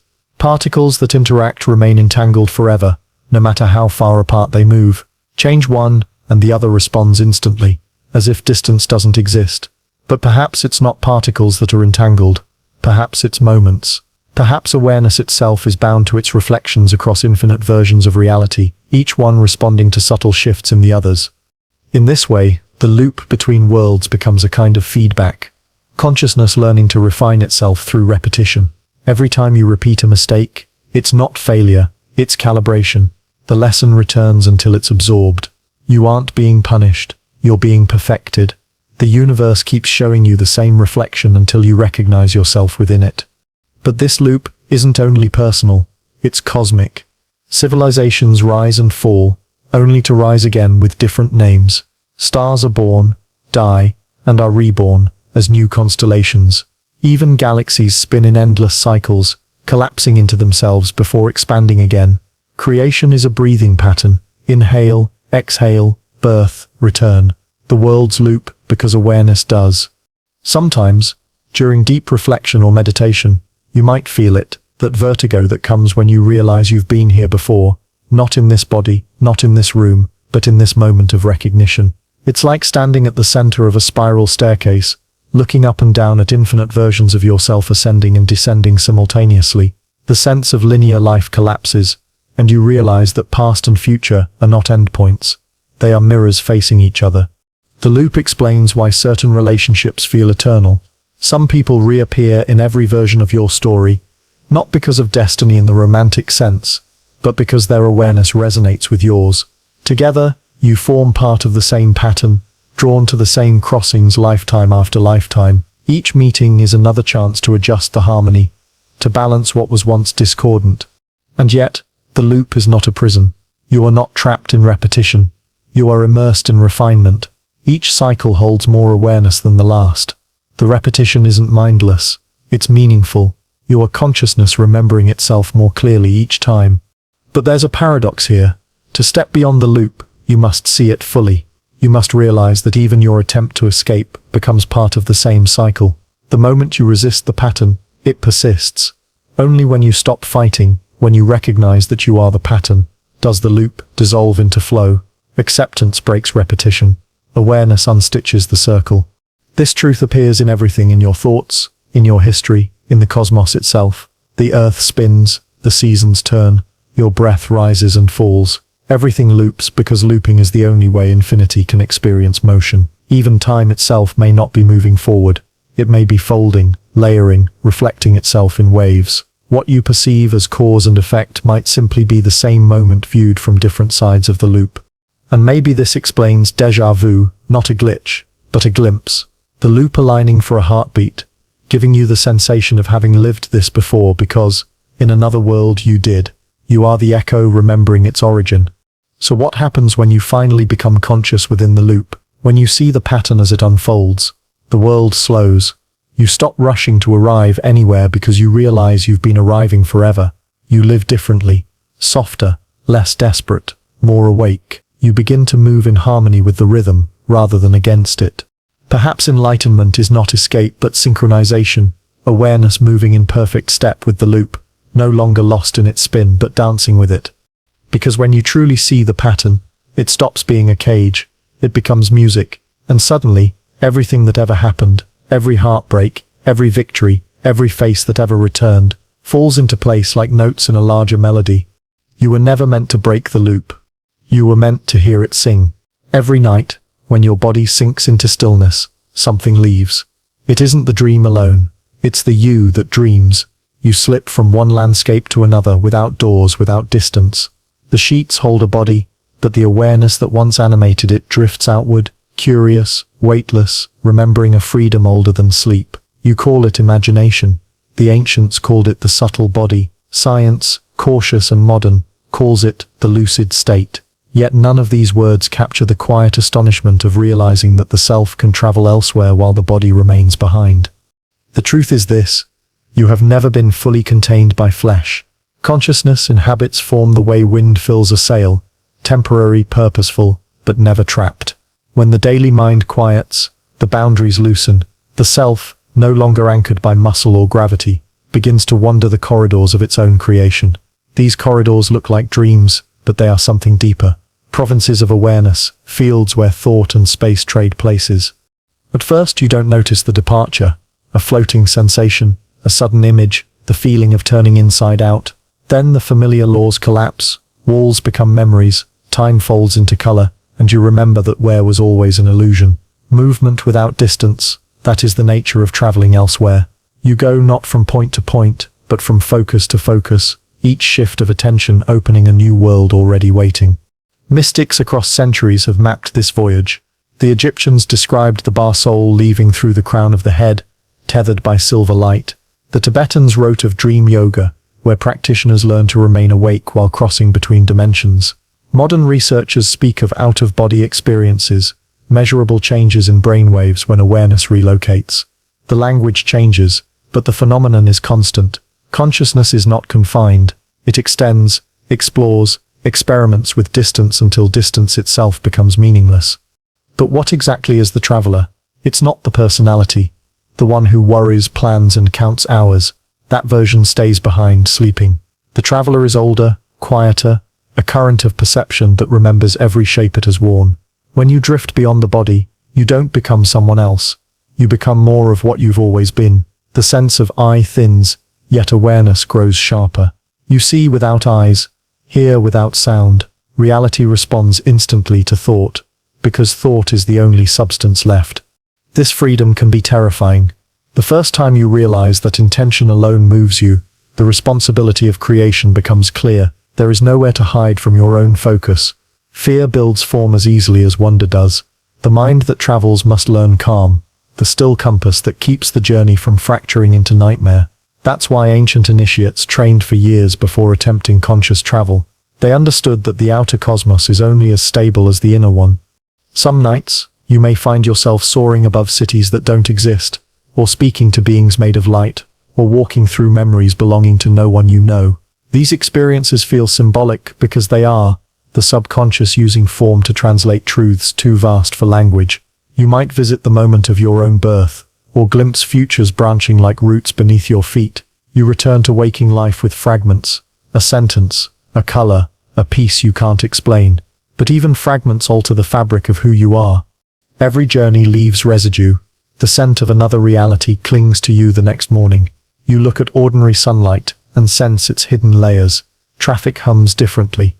People's faces shimmer with significance. You haven't changed location. You've changed dimension. Awareness that expands cannot contract completely again. Once the self has traveled elsewhere, every here feels slightly translucent. Skeptics call this illusion. Yet, illusion itself requires consciousness to perceive it. Whether the traveler roams inner projections or parallel planes hardly matters. What matters is that experience continues beyond the boundaries of skin and clock. The evidence is personal, undeniable to the one who's gone. The universe might be testing itself through you, asking how far awareness can stretch before it forgets its center. But there's another mystery. While part of you travels, part remains. The thread connecting both selves hums like tension on a string. Sometimes you feel it, a pull in the heart, a tug at the nape when you're too deep in thought or lost in reverie. That's the tether reminding you where your anchor lies. Without it, you might dissolve completely into the elsewhere. The return, then, is as important as the departure. The universe doesn't want escape, it wants exchange. You bring back what you discover, an idea, a fragment of wisdom, a frequency of peace that alters this world's tone ever so slightly. In this way, the nightly traveler becomes a messenger between dimensions. You think you wake up simply to begin another day, but you also wake up to deliver something, an unseen vibration translated into thought, art, compassion. The self that travels elsewhere doesn't do so for adventure alone. It gathers new patterns for creation, bringing them home like seeds. And sometimes, even while awake, you feel the threshold opening, a sudden daydream that's too vivid, a meditation that swells into vastness, a conversation where time vanishes. These are miniature departures, micro-journeys beyond linear existence. Consciousness doesn't need darkness to wander, it only needs permission. When you finally understand this, life changes. The fear of death softens, because you've already rehearsed it every night, leaving form, entering elsewhere, returning with memory veiled, but intact. The end and the beginning blur into a single motion, awareness moving through itself, never truly gone, only focused differently. Perhaps this is why the universe gave you dreams, to remind you that movement without distance is possible, that identity is portable, that existence is a continuum of travels. So tonight, when sleep approaches, don't resist the drift. Let the body rest and the awareness unbind. Feel the subtle lift, the expansion behind the forehead, the whisper that says, not yet done, not yet small. The self that travels elsewhere is not escaping. It sets exploring the rest of itself, and when it returns, the world it re-enters will shimmer slightly, because the traveler has seen the truth that the waking mind forgets. You were never truly here or there. You were always everywhere, waiting to remember. You think of thoughts as small, passing things, invisible, harmless, gone the moment they fade. But what if thoughts aren't vanishing sparks, but doorways, each one a seed of an entire universe, waiting for attention to open it? What if every time you think, you're not merely reflecting the world, but creating another one, parallel, precise and alive in ways you cannot yet see? It begins quietly. A thought flickers. What if the mind conjures an image, a possibility, a brief pattern of energy? In your brain, neurons fire, but beyond your skull, that same pattern vibrates outward, carving its shape into the unseen structure of existence. You might not witness the ripple, but it's there, the subtle geometry of consciousness rearranging itself. Thoughts don't stay still, they travel, they imprint, and somewhere reality bends to meet their frequency. Science already hints at this. Every emotion and thought generates measurable electromagnetic fields, but perhaps these fields don't merely represent your state, perhaps they broadcast it. Imagine your consciousness as a transmitter, constantly sending signals into the fabric of the cosmos. Each signal is a world-making command. Let this be seen, let this exist. You think you're dreaming inside the universe, but it may be the universe that's dreaming through you. Ancient mystics said the same thing in simpler language. As you think, so you become. They didn't mean metaphor, they meant physics of awareness. A thought sustained with feeling and belief becomes dense enough to manifest, first as perception, then as event. The outer world arranges itself to echo the inner. Every coincidence, every pattern, every doorway that appears by chance is thought crystallized. But here's the paradox. Most of your thoughts never open worlds, because you never believe them long enough. They drift by like unplanted seeds, carried off by distraction and doubt.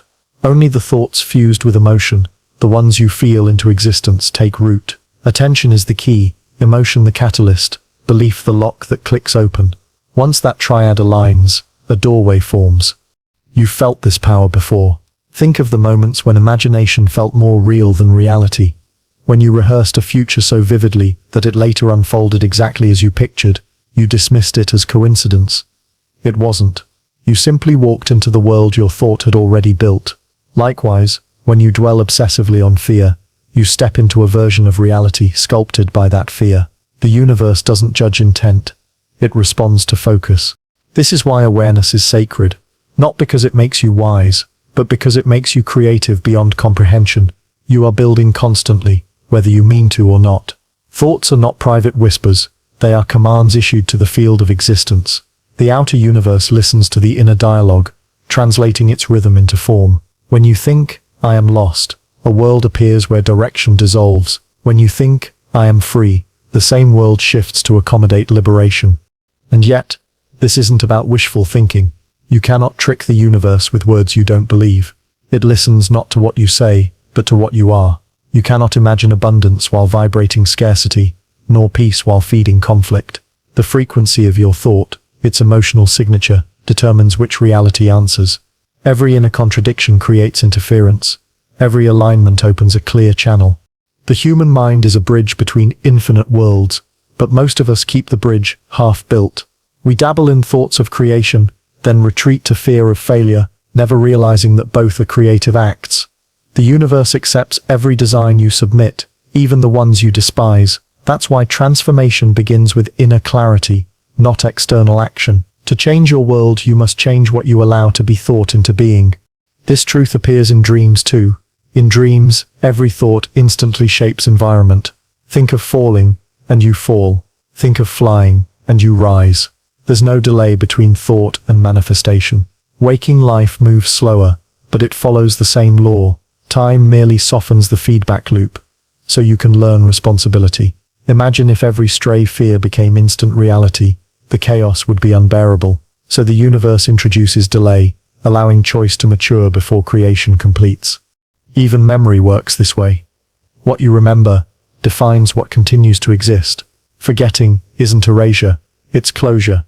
The moment you stop feeding an idea, the world it sustained begins to fade. This is why certain chapters of your life dissolve as though they never happened, not because they were illusions, but because you withdrew the thought that kept them alive. Now imagine using this consciously, choosing thoughts like architecture, designing inner blueprints for what you wish to live. This isn't magic, it's awareness in motion. You already know how to do it. You've done it unconsciously your entire life. Every belief you hold is a doorway left open behind you. You're walking through the consequences of what you once imagined possible. Even collective thought shapes collective worlds. Nations, religions, cultures, all emerge from shared imagination. Money, justice, identity, time, none exist in nature. All exist because enough people think them into being. The earth itself hums with the combined imagination of every living mind. We are not inhabitants of the world. We are its authors. There's humility in this realization. You can't blame the world for what it reflects. It mirrors the most persistent patterns of your thought, and if you want a gentler mirror, you must think gentler thoughts. You must open worlds worth living in. So the next time a thought crosses your mind, don't dismiss it. Pause, feel it, ask, is this a doorway I want to open? Because whether you realize it or not, you're always stepping through. The universe listens. It doesn't wait for your permission. It responds to your direction. And somewhere, right now, another world is blooming, built from a thought you forgot you had, still unfolding, still remembering the shape of your attention. Because thoughts don't set end. They only open. Look long enough into a mirror, and something strange begins to happen.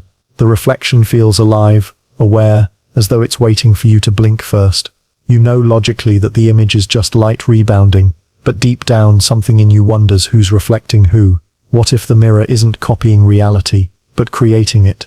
What if every reflection, visual, emotional, cosmic, is not a duplicate of the world, but its other half? That's the essence of the mirror universe theory.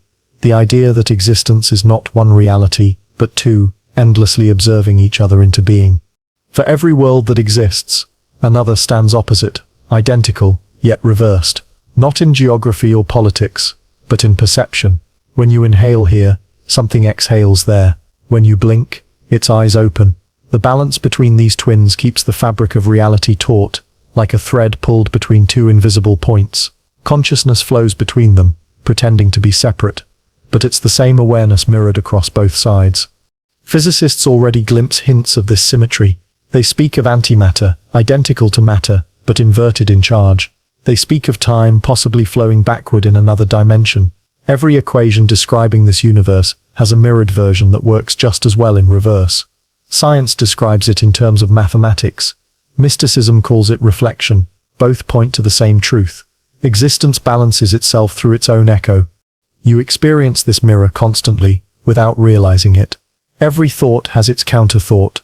Every action, its opposite possibility. For every version of you who speaks, another remains silent.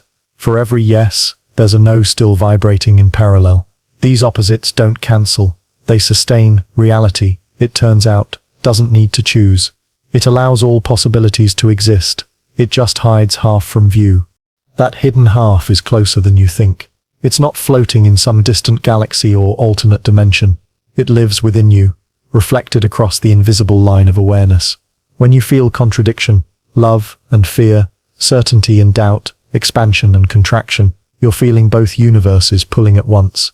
The mind tries to flatten them into one timeline, but consciousness remembers both, playing them like two overlapping notes that create a single harmony. This may be why mirrors have always unsettled humanity. They don't just show appearance, they hint at reversal, a universe turned inside out. Folklore warns that mirrors can trap souls, that breaking one disturbs destiny. Perhaps these old fears were primitive metaphors for a deeper truth. The mirror doesn't just reflect you, it reveals that you might also be somewhere else, living in reverse, watching back. In that other world, left becomes right, action becomes consequence, and cause becomes effect. Maybe when you dream, your mirrored self wakes. Maybe when you die here, you're born there. Consciousness may be oscillating, not between life and death, but between reflections of itself, maintaining cosmic equilibrium through endless exchange. Think of memory, how you can replay a moment so vividly that it feels alive again. That act is reflection too. You aren't traveling backward in time, you're opening a mirror of the past. The same principle governs imagination. You create new mirrors to explore possibilities before they appear in matter. Every recollection and vision is a form of reflection, not passive but generative. When you imagine your future, your mirrored self in another timeline is remembering it. Both halves inform each other through that invisible corridor of thought. This concept appears everywhere. In myth, in art, in science, yin and yang, shadow and light, particle and antiparticle, mind and body. The symmetry isn't decorative, it's structural. Reality is an act of self-observation, a hall of mirrors, so perfect that the reflections forget their reflections. You are one of those mirrors, carrying an entire cosmos behind your eyes. When you look outward, you're not seeing the world, you're seeing consciousness seeing itself. Even emotion obeys this symmetry. What you reject in others is often what your mirror self embodies within.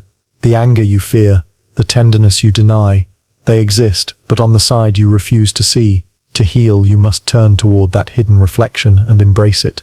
Integration isn't light conquering dark, it's the two mirrors aligning so perfectly that they form a single image.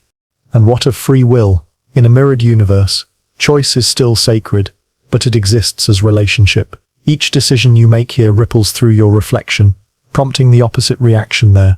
The worlds adjust together, like breathing lungs. Expansion here, contraction there. Neither side dominates. Together they maintain balance. Perhaps this is why some dreams feel reversed. Like looking at life through glass, you're glimpsing the other rhythm, the other inhale. The mirror universe theory also explains why awakening feels like remembering.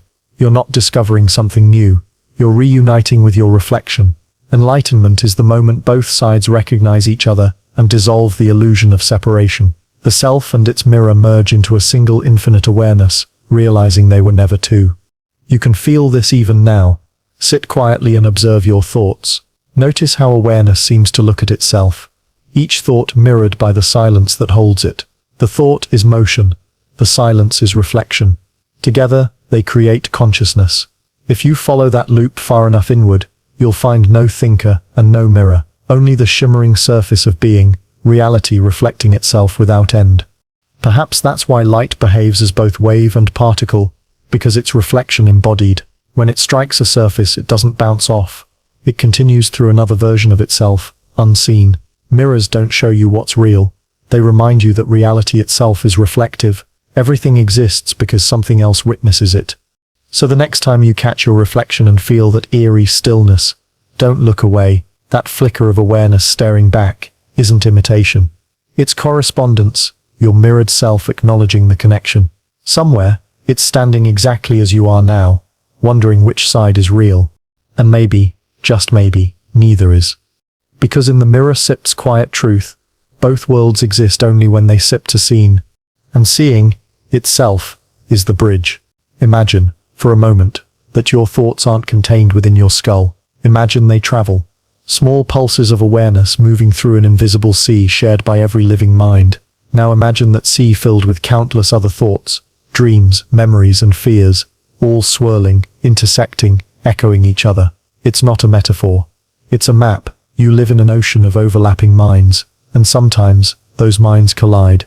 You've felt it before, the sudden thought that isn't yours, the unexplainable mood that drifts in like weather, the way a stranger's emotion can settle in your chest before they speak a word. These are collisions, two consciousnesses brushing against one another in the shared field that holds them both. Science calls it emotional contagion, or mirror neurons. Mystics call it resonance. But underneath the language lies the same truth. Separation between minds is thinner than air. We like to imagine that consciousness is private property. Each person an island of thoughts, isolated by skin. Yet beneath that illusion lies something collective and continuous. Your mind isn't a container, it's a transmitter. Every thought radiates frequency. Every emotion ripples outward like a signal. When two frequencies match, they merge, amplifying each other until the boundary dissolves. That's why group prayer works. That's why shared grief feels physical. That's why riots and concerts both move like single bodies. The minds within them have collided into temporary unity. But this collision doesn't always harmonize. Sometimes the merging creates interference. Have you ever met someone who unsettled you instantly, without cause? Their frequency clashes with yours. Two realities trying to occupy the same space distort each other. The discomfort isn't personal, it's energetic incompatibility. Conversely, there are people you meet once and feel you've known forever. The recognition is not mystical coincidence, it's resonance. Your consciousness remembers its parallel counterpart in theirs.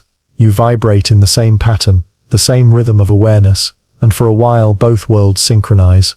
Quantum physics offers a shadow of explanation. Entangled particles, separated by galaxies, still influence each other instantly. Space doesn't matter. Connection does. Minds may work the same way. entangled through shared moments, shared focus, shared emotion. Once connected, always connected. The interaction continues invisibly, long after contact ends. That's why you still dream of someone years after they've left your life. The collision left a thread, and the thread still hums. Sometimes, entire eras vibrate together.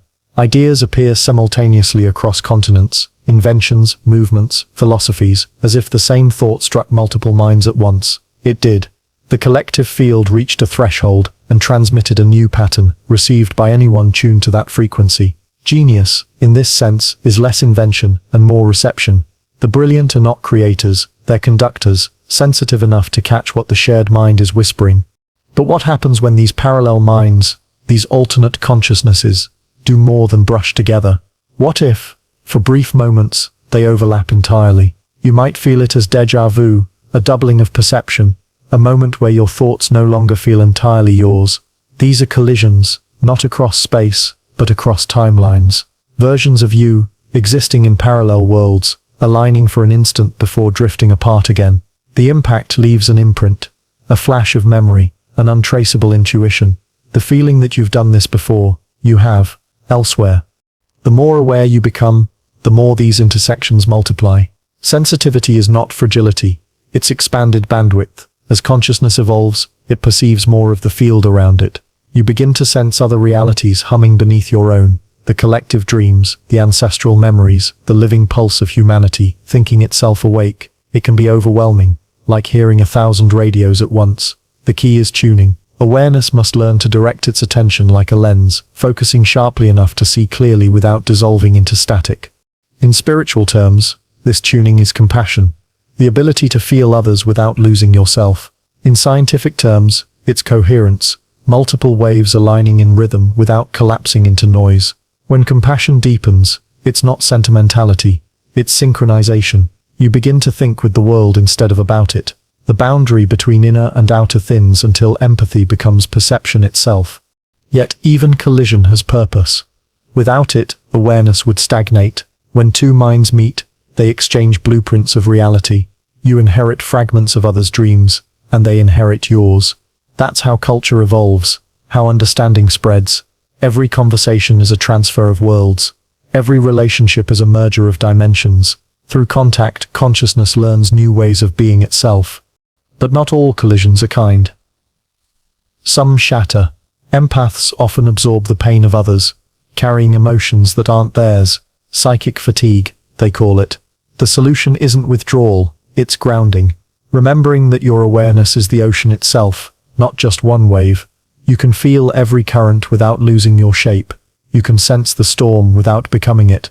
The key is stillness, the inner silence that keeps frequency stable. There's an even subtler form of collision. When your current self meets the echo of another version of you, a thought arises that feels alien, yet familiar. A sudden insight, a fragment of wisdom beyond your experience. These are transmissions from your parallel minds, the yous that chose differently. Sometimes, the walls between timelines thin enough for signals to cross. You receive intuition as if from nowhere, but it's really from another you, living a life just adjacent to this one, whispering across the border. The universe, then, is not a collection of isolated observers, but a web of interacting awarenesses, infinite minds, intersecting, influencing, balancing one another. The collisions aren't accidents, they're choreography, consciousness exploring how many ways it can recognize itself. So when your mood changes for no reason, when someone's presence alters your energy, when an idea arrives fully formed, remember, you're not alone in your head. You're standing in the crossroads of countless realities, where parallel minds meet and share light. You are both receiver and sender, mirror and message. The collisions will continue as long as awareness keeps expanding. The goal is not to stop them, but to see them for what they are, reminders that you are not a single mind trapped in one body, but part of an endless exchange, a dialogue consciousness has with itself across time and possibility. And somewhere right now another version of you is thinking this same thought, feeling the same quiet recognition. As your minds collide once more through the infinite field that connects them. You say you are here, but have you ever asked what here really means? You point to the ground beneath you, the room you occupy, the coordinates that anchor your existence. Yet the more you look, the more unstable that anchor becomes. Space bends, Time shifts. Atoms vanish into probability. The body is mostly emptiness. The mind drifts miles away in thought. Where then is here? You've spent your entire life chasing presence, trying to arrive somewhere final, certain, real. But perhaps there is no true here. Only an ever-moving awareness pretending to stay still. Consciousness invents location the way language invents meaning. To make the infinite manageable, you are not standing in space. You are creating it by believing you do. The illusion of here begins the moment awareness condenses into a point of view. To see anything, you must seem separate from it. So consciousness, infinite by nature, folds itself inward, pretending to be a center. It says, I am here, and instantly, distance appears. The horizon forms. The world unfolds around the illusion of position, but remove that center, and the illusion collapses. Without here, there can be no there.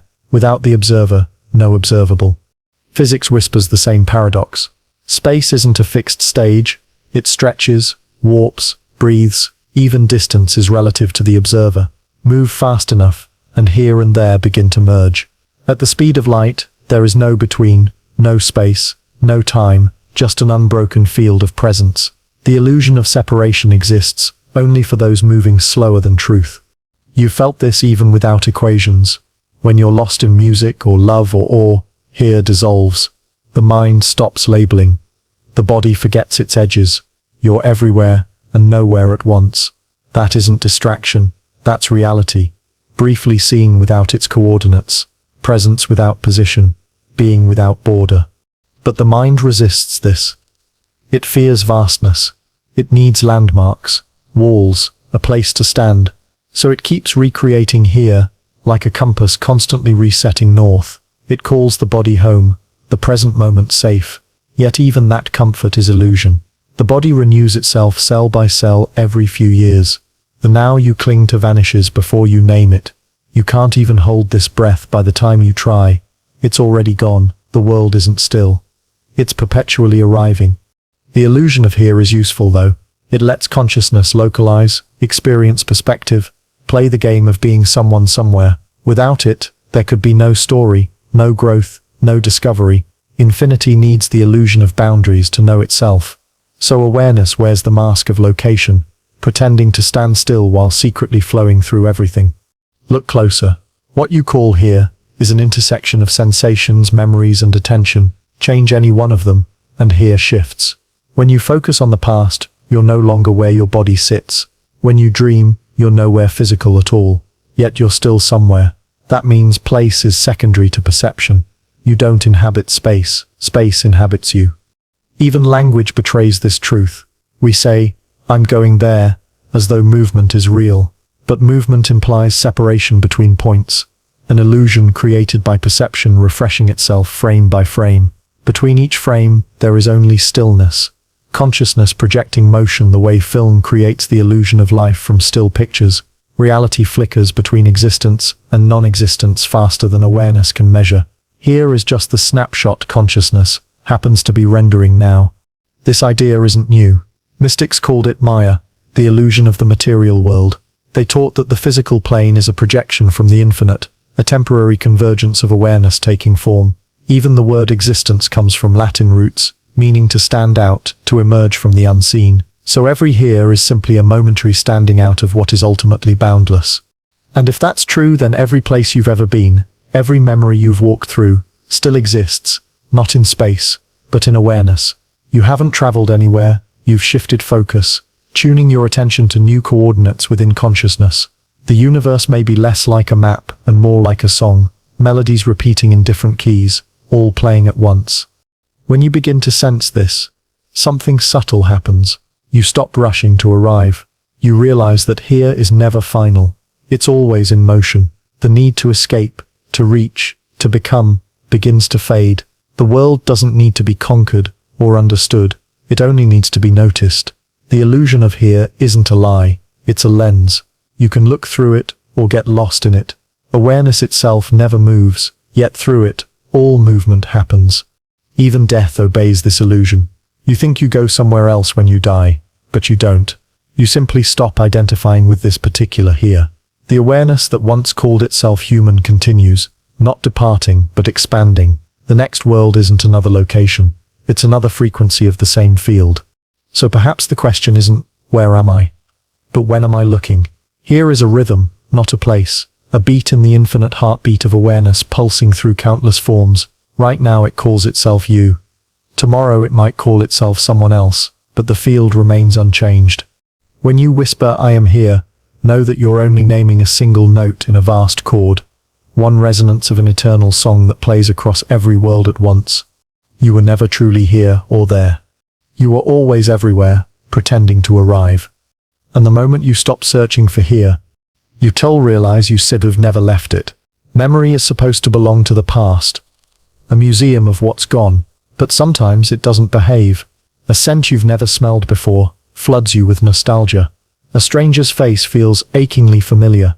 You remember something that never happened, yet it carries the weight of truth. What if memory doesn't only move backward? What if it crosses over, slipping between timelines, collecting fragments from lives you haven't yet lived? We think of memory as storage, a library inside the brain, but the mind is not an archive. It's a receiver. Memory isn't held inside neurons, it's accessed through them. The brain doesn't contain the past, it tunes into it, like a radio signal broadcast across dimensions. When you recall, you're not retrieving, you're reconnecting, you're touching a frequency that still exists somewhere in the fabric of awareness. This is why déjà vu feels electric. It's not faulty wiring, it's resonance. Your awareness momentarily syncs with another version of itself, one that's already lived this moment in a parallel thread. The overlap produces recognition without explanation. The brain scrambles to make sense of it, labeling it illusion, but consciousness knows. It's memory crossing over, folding time back on itself like a page turned twice. In dreams, this process is constant. There, memory obeys no chronology. You speak with the dead, relive forgotten childhoods, experience futures that haven't occurred. The dream doesn't invent these things. It accesses them. The sleeping mind loosens its grip on linearity, opening to the full archive of consciousness, the collective record where all experiences coexist. Some call it the Akashic field, others the unconscious, but it's the same endless library where every version of you stores its stories. Occasionally those stories leak through. You dream of a life you've never had, a city you've never seen, and yet you wake with directions you could follow blindfolded. You remember someone's eyes from another existence. You know things you were never taught. These aren't coincidences, they're crossovers. Memory doesn't respect the walls between worlds. It flows through the cracks in attention, reminding you that you've been here before, just not here. Here. Even neuroscience hints at this mystery. Memories aren't fixed snapshots. They're reconstructed each time you recall them. Every recollection rewrites itself slightly, blending truth and imagination. But what if that blending isn't error? What if, during recall, you draw not only from your past, but from neighboring timelines? The false memories psychologists dismiss might be real, just not from this version of reality. Have you ever noticed how certain moments feel weighted, as if they carry echoes from something older? A street corner that feels lived in, a song that breaks your heart though you've never heard it before. Sometimes memory arrives not from behind, but from beside, drifting sideways from worlds that overlap yours. It feels sacred because it is consciousness remembering itself across dimensions. The self is not singular. It's a chorus of timelines humming in unison. Each version of you is recording its own experiences, but the signal sometimes bleeds across frequencies. You dream another's dream, recall another's pain, sense another's joy. It's not invasion, it's integration. Awareness is always trying to merge its scattered pieces. You may even feel this during moments of intense emotion, grief that feels deeper than one life could hold, love that feels older than your body. These are not exaggerations. They are cross-temporal recognitions. You're remembering someone you've been before, or someone you're becoming elsewhere. Emotion is the bridge that allows memory to travel. The stronger the feeling, the wider the passage. That's why certain relationships feel destined. They're reunions between selves that never fully forgot. But memory crossing over isn't only personal. Entire civilizations have experienced it. Ancient myths, recurring symbols, global archetypes, the same patterns appear across continents and centuries. Humanity remembers collectively, ideas surface again and again, because consciousness keeps looping through its own archive, pulling the same wisdom through new forms. History repeats, not because we fail to learn, but because memory keeps seeping through from its other versions, urging us to notice the pattern. Sometimes this crossover can feel haunting, like walking through echoes too heavy to name. Trauma does this too. The body remembers what the mind cannot. A sudden fear with no origin, a resistance without logic.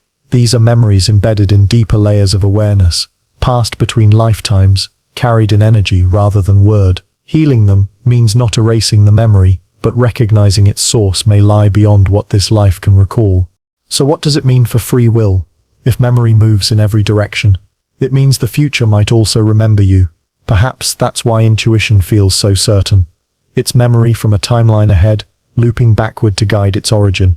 When you feel, I've been here before, maybe you have, because in another version of this moment, you already made the choice that led you here.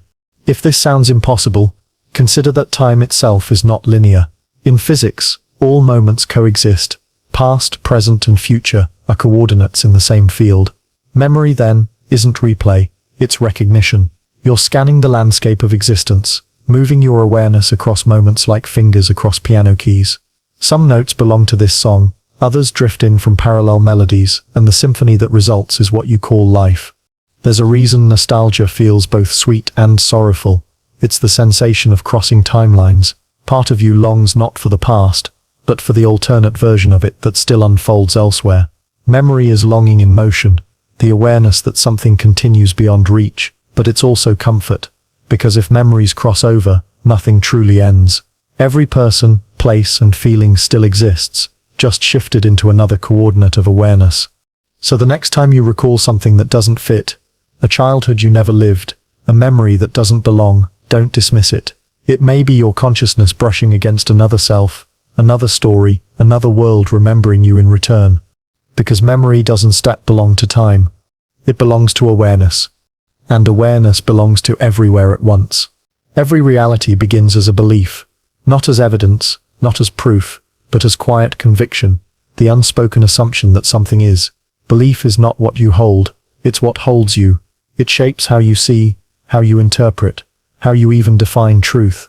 It's the invisible architecture of existence, and like a portal, it opens wherever you dare to stand upon it. You've been told belief is internal, a thought you choose to accept. But what if it's the opposite? What if belief is the scaffolding through which the universe expresses itself? What if each belief you carry isn't merely psychological, but cosmological, a structural decision about which version of reality you'll inhabit? Look around. Every person you meet lives in a different world. Their experiences, opportunities, limitations, all filtered through what they believe is possible. The scientist believes in patterns and finds them. The mystic believes in meaning and discovers it. The skeptic believes nothing is certain, and proves that too. Belief doesn't follow reality, it dictates it. You don't believe because things are true, they are true because you believe. This is not illusion, it's participation. Consciousness doesn't sit apart from reality, observing from a safe distance. It creates through interpretation. The portal of belief is the threshold where observation turns to authorship. Every thought, every expectation, every assumption functions as a coordinate, positioning you within one version of the infinite field. Quantum theory echoes this quietly. The wave of possibility collapses only when observed, but observation itself is an act of belief. You can only perceive what your mind allows as real. Everything else, every alternative, every miracle, every magic, remains invisible, filtered out by disbelief. The world doesn't hide its secrets, your expectations do. It's why two people can live the same moment and experience different universes. One sees wonder, the other chaos. One finds purpose, the other despair. The event is neutral, the meaning arises through belief, the lens that transforms perception into experience. You are not living inside the world, you are living inside your belief about it. But belief is deeper than thought. It's not what you think you believe, it's what your body obeys. True belief is felt, not in logic, but in vibration. You can affirm, I am safe, 1,000 times. But if your nervous system believes otherwise, the world will mirror fear back to you. The universe listens not to your words, but to your frequency. It aligns with whatever state of being you embody most consistently. That's why belief is both gateway and guard. It opens worlds, but it also locks them. When you declare something impossible, you're not describing reality, you're commanding it. The field simply obeys. Every doubt is a closed door, every assumption a wall. You cannot enter a reality you refuse to believe exists. And yet, belief can also be reprogrammed. It's not static, it's fluid, mutable, living. Every time you encounter something that challenges your worldview, the portal flickers. For a moment, disbelief softens, and something new seeps through. That's what transformation feels like. The mind stretching to include a reality it once rejected. The discomfort isn't danger, it's expansion. Think of how belief governs even the smallest acts. You step onto a bridge because you believe it will hold. You inhale because you believe there will be air. You love because you believe connection matters. Belief isn't rare or mystical. It's the constant background hum of creation. Without it, the universe itself couldn't exist, because existence requires agreement. Religions understood this long before science did. Faith, they said, moves mountains. Not metaphorically, literally, because faith is the concentrated power of belief undivided by doubt. It's the mind synchronized with possibility so completely that reality reorganizes to comply. Miracles aren't exceptions to laws, they are demonstrations of higher ones. But belief can also deceive. When shared collectively, it can build prisons as easily as portals. History is full of civilizations built on beliefs that later shattered. Empires of certainty turned to dust. That's the danger of mistaking belief for truth. Every belief is temporary, a stepping stone across the river of the unknown. The moment you cling too tightly, the current shifts, and the stone sinks. So how do you use this portal consciously? Not by forcing belief, but by noticing it. Every reaction, every emotional pattern reveals what you truly believe about life. I'll never change. People can't be trusted. Beauty fades. I'm not enough. Each one is a spell, a command written in the language of reality. You can't escape them until you see them. Awareness breaks enchantment. Once you see the pattern, you can reimagine it. You can choose to step through a different portal. The process is simple but radical. Act as though the new belief is already true. Embody it. Speak from it. Move through the world as if the doorway has already opened. At first, the universe will test you, not to punish, but to confirm your certainty. And when you hold the vibration steady long enough, the outer world will yield. You've already done this countless times. Every identity you've worn, student, lover, seeker, began as belief. You believed you could become, and so you did. The power was never outside you. It was the portal you carried everywhere, your capacity to decide what's real. The universe is a hall of mirrors, reflecting your beliefs with mathematical precision. Believe in scarcity, and you'll find endless proof. Believe in abundance, and proof multiplies. Believe you're separate, and life isolates you. Believe you're connected, and everything starts speaking your language. Belief is not persuasion, it's alignment. And maybe that's the deepest mystery. Reality doesn't care what you believe. It simply becomes what you insist upon. The portal never judges. It only opens where conviction stands. So ask yourself now, what portals have you been walking through unconsciously? Which beliefs have built your current world?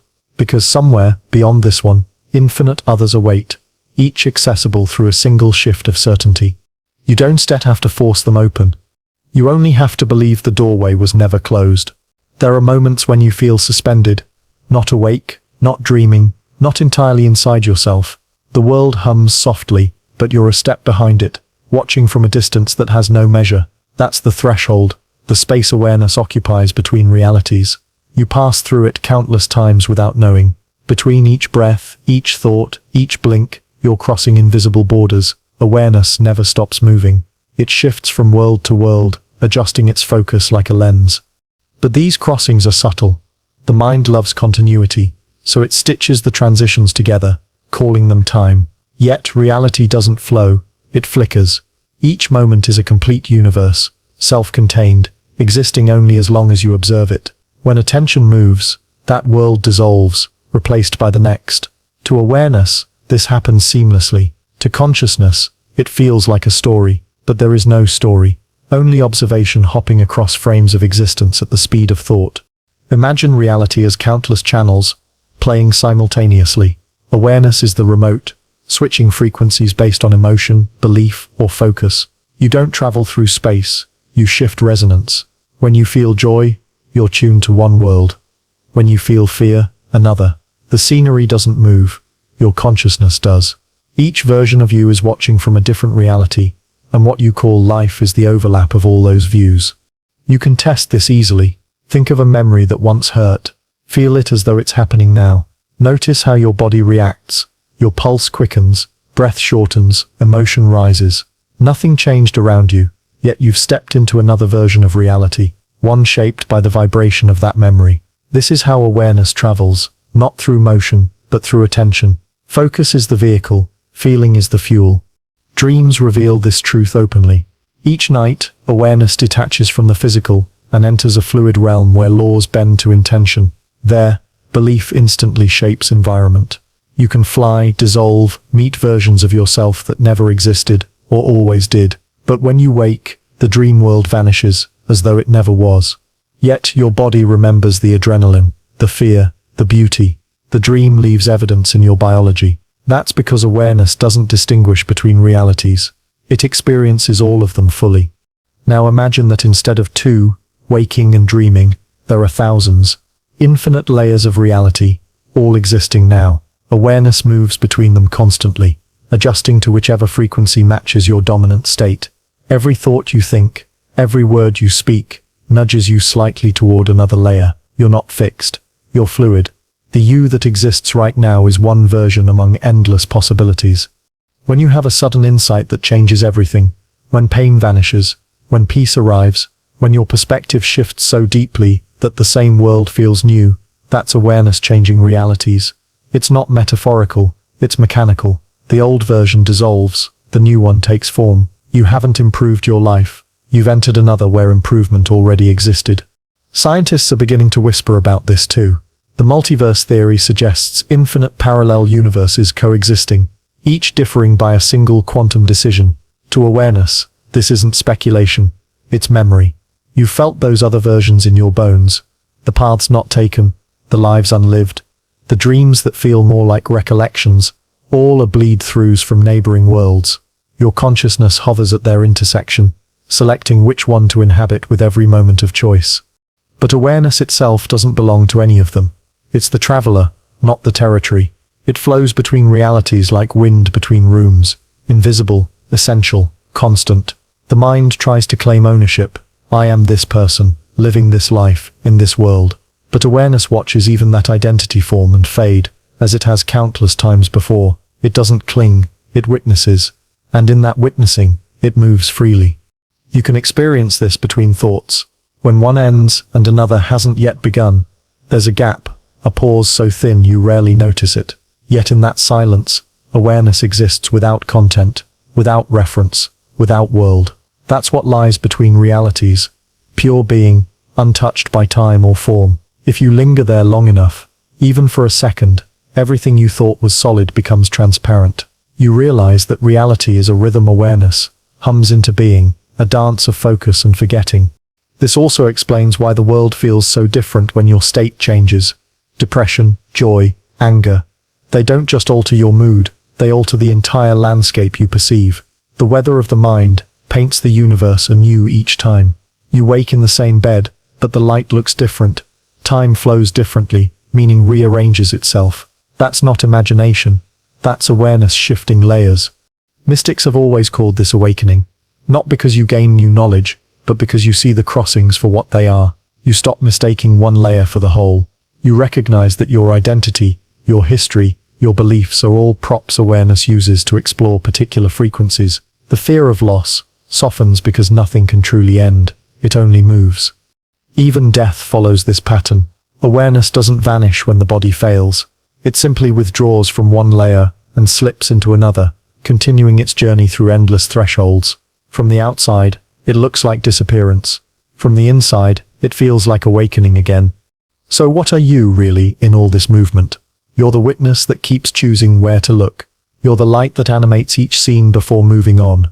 And somewhere between those choices, between each birth and death, each blink and breath, awareness floats freely, touching everything, belonging nowhere.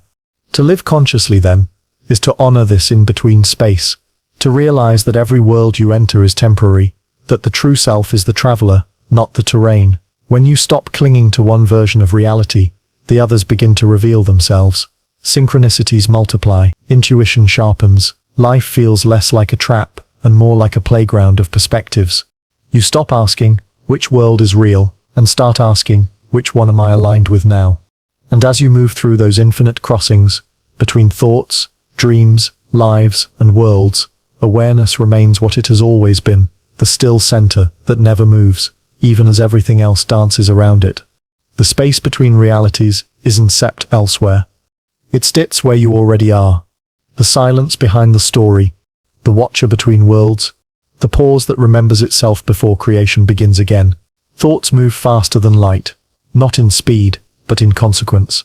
Before you act, before you feel, before the world reshapes itself around your choices, a thought has already traveled there. It's the scout of consciousness, the messenger that precedes all becoming. You think you're thinking inside your head, but in truth, thought travels outward, exploring futures, testing timelines, mapping paths for awareness to follow. Every thought is a traveler. It doesn't end when you stop thinking it. It continues, carrying your intention like a spark across dimensions. You've felt its return many times when an idea you once abandoned suddenly manifests years later, when a wish half forgotten comes true under different circumstances, when someone else voices a thought you once buried. These are your travelers returning, having found resonance in another mind, another moment. Thoughts don't die, they relocate. Each one leaves you carrying a frequency, and frequencies seek matching worlds. Somewhere that vibration becomes form, maybe subtle, maybe grand, but always faithful to its source. The universe, after all, is an echo chamber of attention. What you think is sent, what you feel is amplified, and what you believe returns. This is why thinking isn't passive. It's the first act of creation. Every civilization, every structure, every act of love or cruelty began as thought. The traveler leaves, takes shape, and brings back its results. You are living within the architecture of your collective thoughts. Cities made from imagination, wars built from belief, peace carved from prayer. The physical is only the residue of mental motion. The ancients understood this intuitively. They spoke of the logos, the word that created the world. They weren't describing language, they were describing thought. To think is to speak silently into the foundation of reality. The tone of that speech becomes the texture of the world you walk through. But most people let their travelers wander without direction. They send them out in fear, in envy, in anger, and wonder why the world returns storms. Every anxious rumination, every cynical assumption, every unspoken wish shapes some corner of existence. You can't see it immediately, but the traveler keeps working, carrying the imprint of your consciousness to where it can take form. And thought doesn't only travel forward, it travels backward too. Sometimes an idea arrives in your mind from nowhere, fully formed, perfect. You call it inspiration. But what if that thought isn't new? What if it's one of your own travelers returning from the future, bringing back knowledge you already created elsewhere? Consciousness is not linear, it loops through itself. Thought is the mechanism by which it communicates across its own timelines. Dreams are filled with these returning travelers. You wake with concepts that make no logical sense but feel deeply true. Those are the echoes of thoughts that found their way into other worlds, now sending back reflections. Some become art, some become invention, others become intuition, the quiet knowing that arrives without reasoning. The more aware you become of thought as motion, the more carefully you start to send it. You begin to choose which travelers to release and which to dissolve before they leave. You realize your inner dialogue isn't private. It's creative. Every worry is a curse, every hope a seed, every repeated phrase a mantra commanding the field to respond. Awareness becomes responsibility. You stop thinking carelessly because you see the ripples form before your eyes. But thought's travel isn't limited to the individual. Minds connect through shared frequency, weaving a network of exchange. Collective thought moves like wind through consciousness, influencing masses at once. You can feel it in moments of global grief or joy, when the world mourns or celebrates together. The atmosphere thickens, charged by billions of travelers colliding. The planet itself seems to vibrate differently. The collective mind, too, is alive. There's beauty in this, and danger. A single idea, charged with belief, can reshape civilization. Some travelers return as miracles, others as wars. It depends on who sends them and why. That's why awareness matters, not just personally but cosmically. To think clearly is to navigate the moral fabric of existence itself. The greatest minds throughout history, mystics, inventors, poets, All became conscious travelers. They didn't think at random. They directed their thoughts like ships, guided by purpose. They understood that imagination is not daydreaming, it's journey work. The thought that stays long enough, felt deeply enough, becomes law. The worlds they visited within thought became the ones we now inhabit. Still, even awareness cannot control every traveler. Some thoughts slip away unformed, carrying fragments of fear or longing into realms you'll never see, but even those serve purpose. The universe recycles them, reshaping their energy into something new. Nothing is wasted. Consciousness learns through every vibration it sends. Sometimes you'll feel one of your travelers tugging, a thought you can't escape, an idea that insists on being realized. That pull isn't obsession, it's gravity. The thought found its home elsewhere and is calling you toward it. When you follow, creation happens.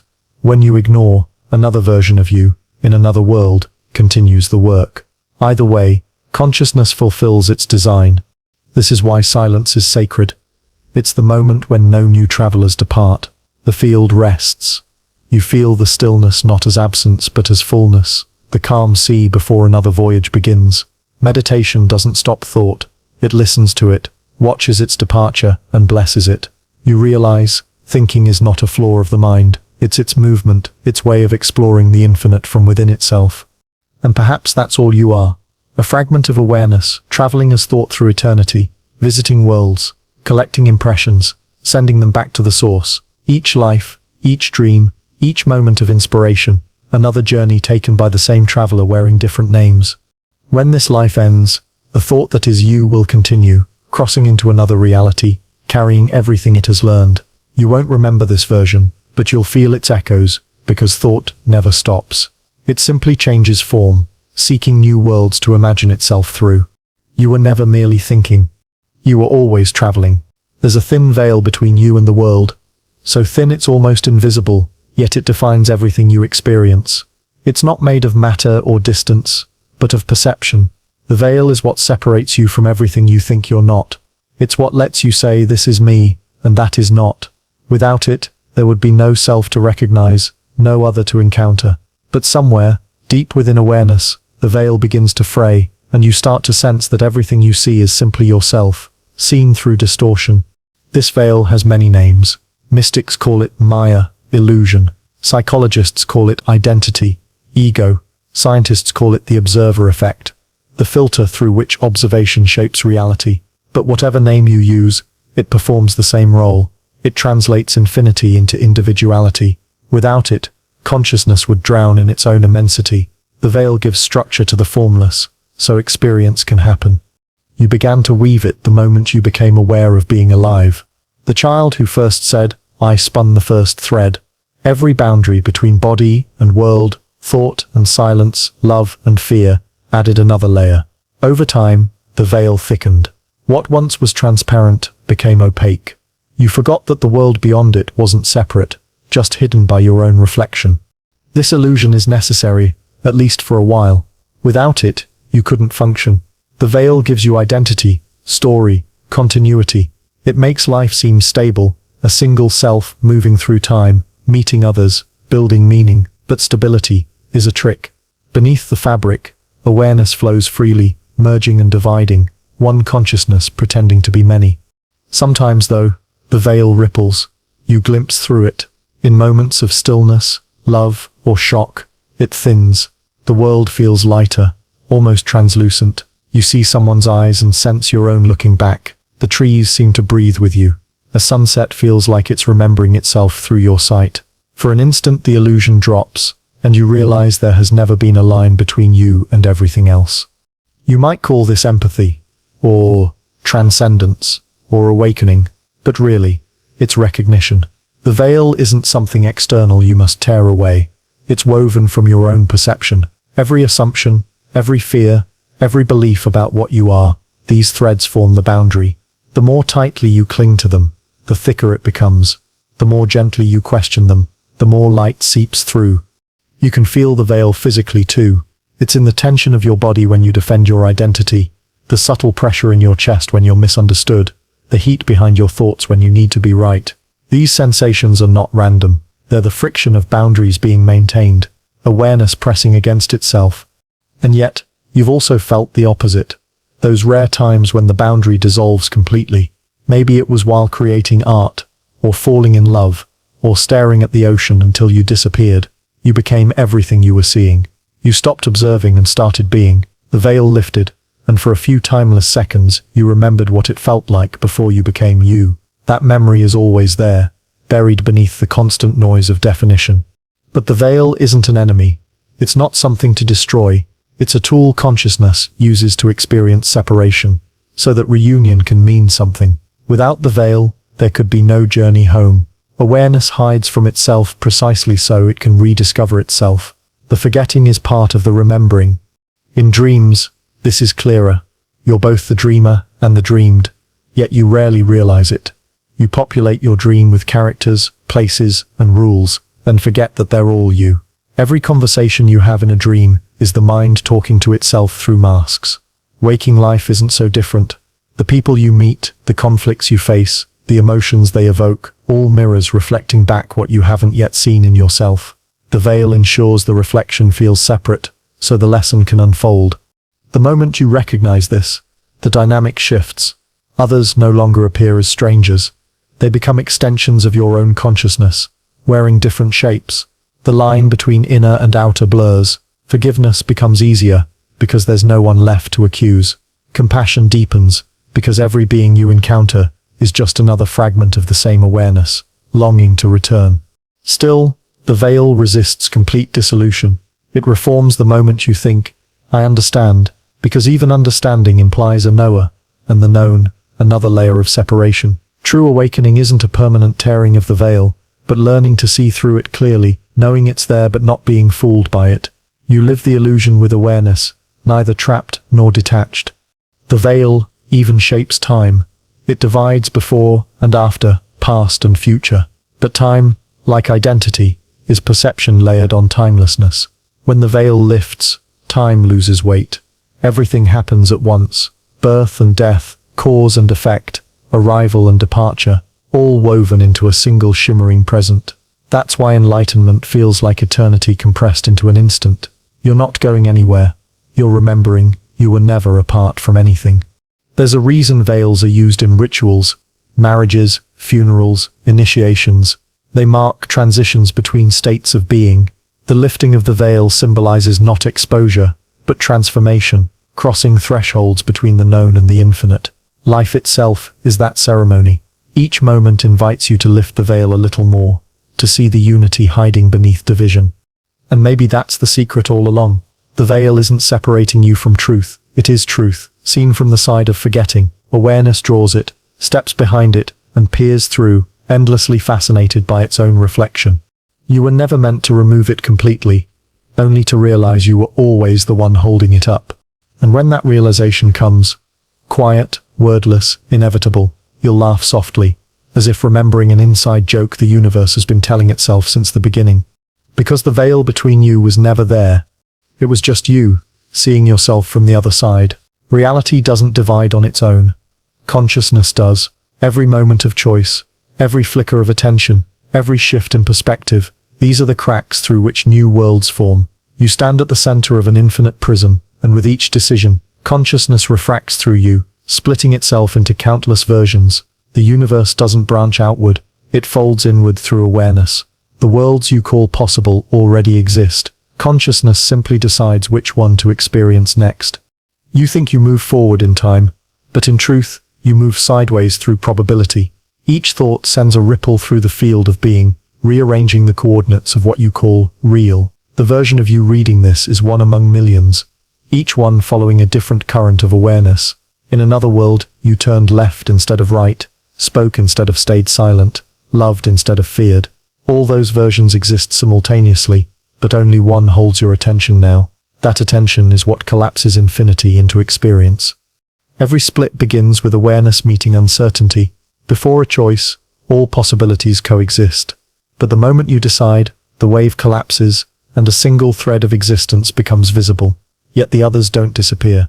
They continue unfolding without you, carried by the other fragments of consciousness that remain aware of them. In this way, you live in every version of your life at once, scattered across realities like light through glass. You felt glimpses of this multiplicity, moments of déjà vu, sudden intuition, or dreams that bleed into waking life. These aren't accidents, they're overlap, intersections where the walls between versions thin and information leaks through. Sometimes you sense the echo of another self walking a different path. You call it imagination, but it's memory. Awareness remembers all its extensions, even if the conscious mind can't hold them. The act of splitting isn't limited to big decisions. It happens constantly. Every belief, every judgment, every emotion is a choice point. Fear opens one world, love opens another. Doubt builds one timeline, faith builds its opposite. The outer universe mirrors the vibration of your inner state. You don't just live in reality, you tune it, moment by moment, through perception. This means consciousness isn't trapped within worlds. It's the mechanism that makes them.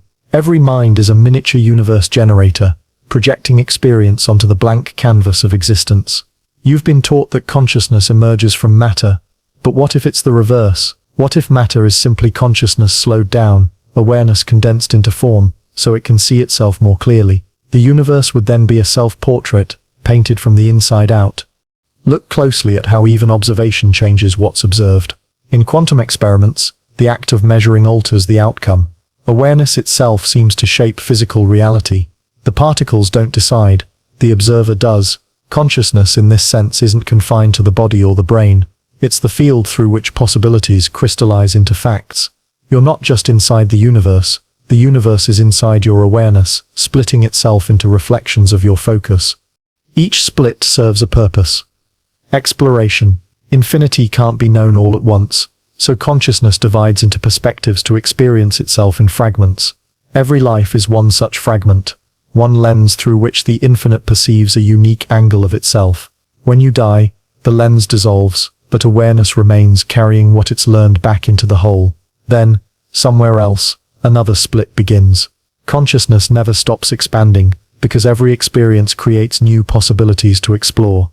But there's a paradox. Even as it splits, consciousness never truly divides. Each fragment contains the whole, like holograms. Every part holds the image of the entire pattern. That's why you can access the totality, through introspection, meditation, or love. When awareness turns inward deeply enough, it reconnects to the source from which all versions emanate. You don't need to travel to other worlds, they exist within you already, folded into the fabric of perception. Sometimes, the split feels painful. Conflict, loss, contradiction. These are signs that your awareness is straddling multiple realities at once. One part of you clings to what was, another reaches for what could be.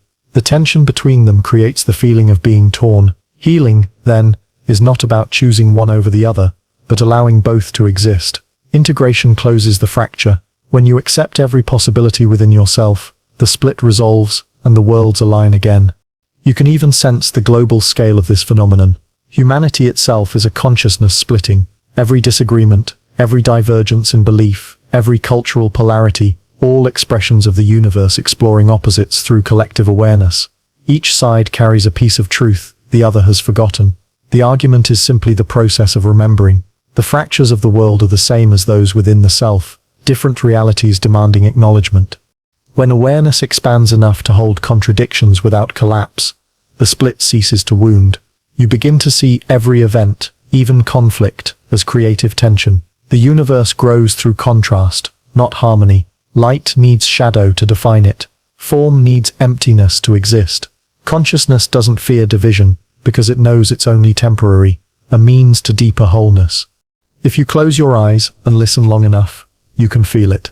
The subtle hum of worlds branching around you, the quiet shift as your focus slides from one to another. It's happening even now. Each breath chooses, each thought creates, each heartbeat marks another threshold crossed. So what happens when consciousness finally recognizes all its splits as one?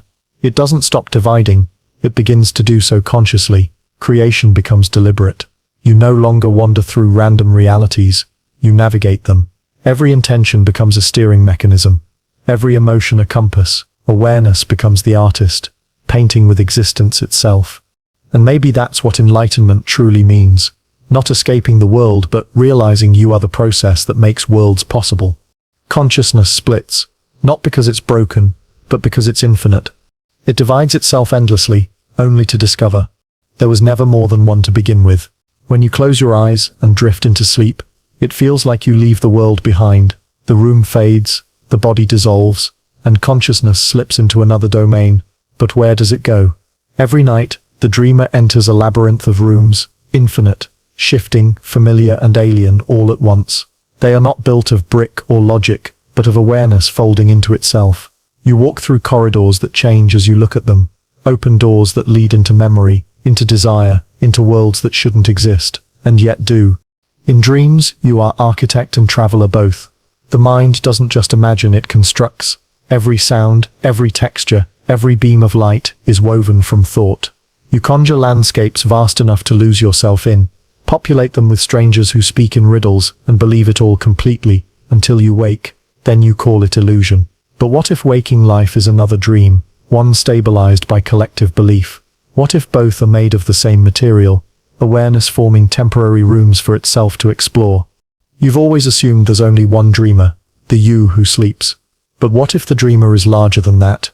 What if consciousness itself is dreaming through you, and every reality, waking or otherwise, is just another room in its endless mansion? Every being is a doorway into another chamber, every moment a threshold. The dreamer isn't confined to one story, it's experiencing all of them simultaneously through countless eyes. In some dreams, you've walked through a door and found yourself in another version of your life. Similar, but not quite the same. People know you differently. Streets rearrange. Time bends. These are not mistakes of imagination. They're neighboring rooms. The dreamer wanders between them every night, moving through infinite versions of existence. Sometimes it remembers, sometimes it forgets. But each morning you return with faint traces, déjà vu, intuition. A face you've never met yet somehow know. These are souvenirs from other rooms. Scientists study dreams by measuring brain waves, but they're only catching shadows on the wall. The real journey happens in the architecture of consciousness itself. Dreams dissolve the boundary between observer and observed. There, thought is action. Emotion is motion. Belief is law. You're seeing how reality truly operates. Stripped of delay, stripped of disguise, dreaming is creation in its rawest form. And if that's true, then the dreamer never truly wakes. It only shifts rooms. Waking life is simply the most consistent dream, a shared construction held together by collective attention. You build your personal room with your own perceptions and expectations, and where they overlap with others, shared reality appears. But the walls are thin. At the edges of sleep, meditation, or deep presence, you can hear the echoes from adjacent rooms, the murmurs of other lives being lived just out of sight. The mystics called this the Temple of Mirrors. Every door leads to another reflection of the same awareness. Some rooms are bright and filled with joy, others are dense and shadowed, but each serves the same purpose, to reveal a different aspect of the dreamer.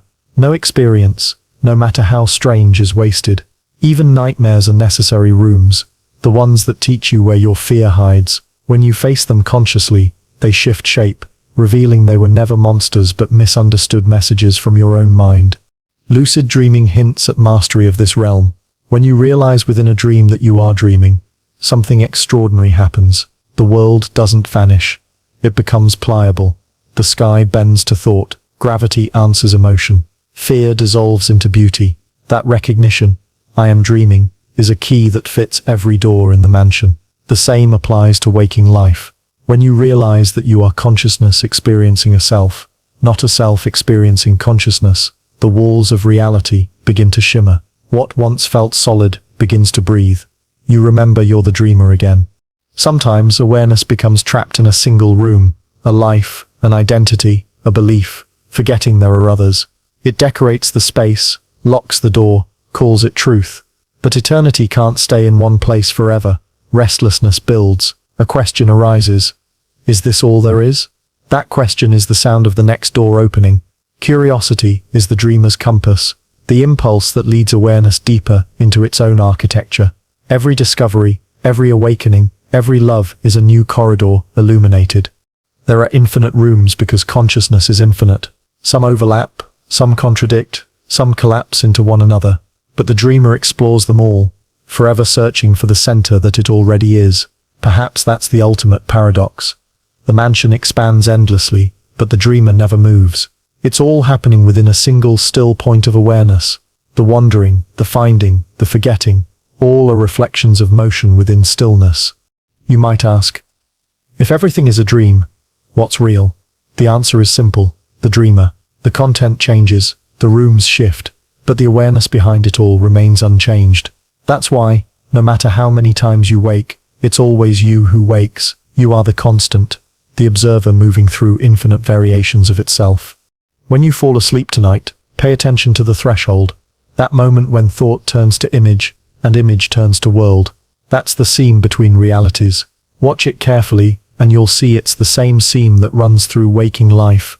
The gap between thoughts, between breaths, between heartbeats. You're crossing rooms all the time, you just don't notice. And maybe that's the dreamer's secret. It's not searching for escape, but for awareness. To realize that every room, no matter how vast or small, is made of its own presence. Once it knows that, it doesn't need to wake. It can dream consciously, endlessly, beautifully. Because the mansion has no exit. Only doors that lead deeper into itself. Close your eyes, and the world disappears. Open them, and it returns, obedient and immediate. You assume the world was there the whole time, that your gaze merely revealed what already existed. But what if that assumption is backward? What if the world only takes shape when you look at it, and vanishes into probability when you don't? What if observation isn't the act of witnessing reality, but the act of creating it? Every time you look, you pull form out of the formless.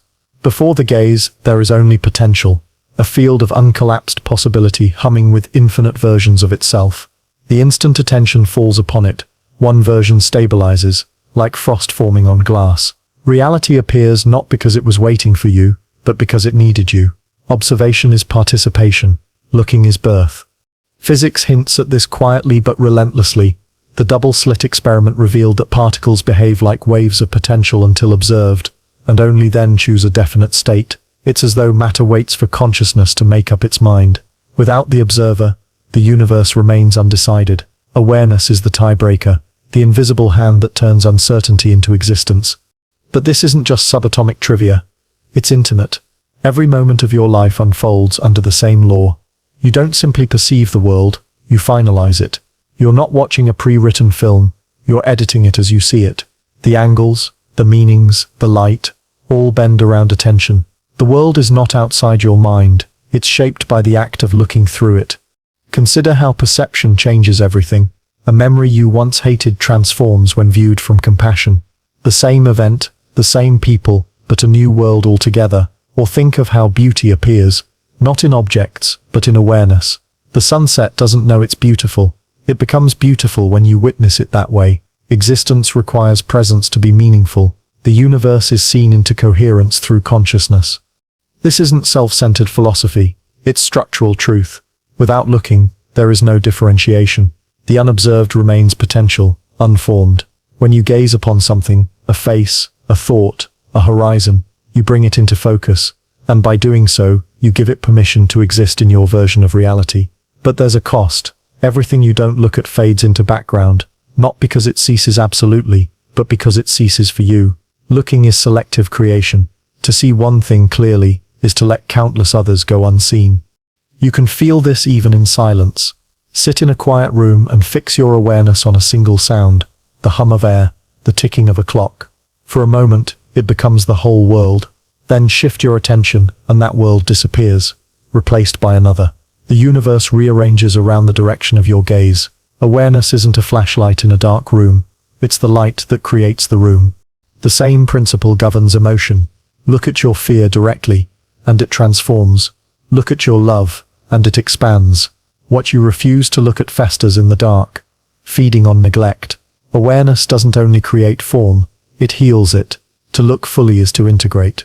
That's why truth always feels liberating, even when painful. The moment you face what you avoided, energy that was fragmented becomes whole again.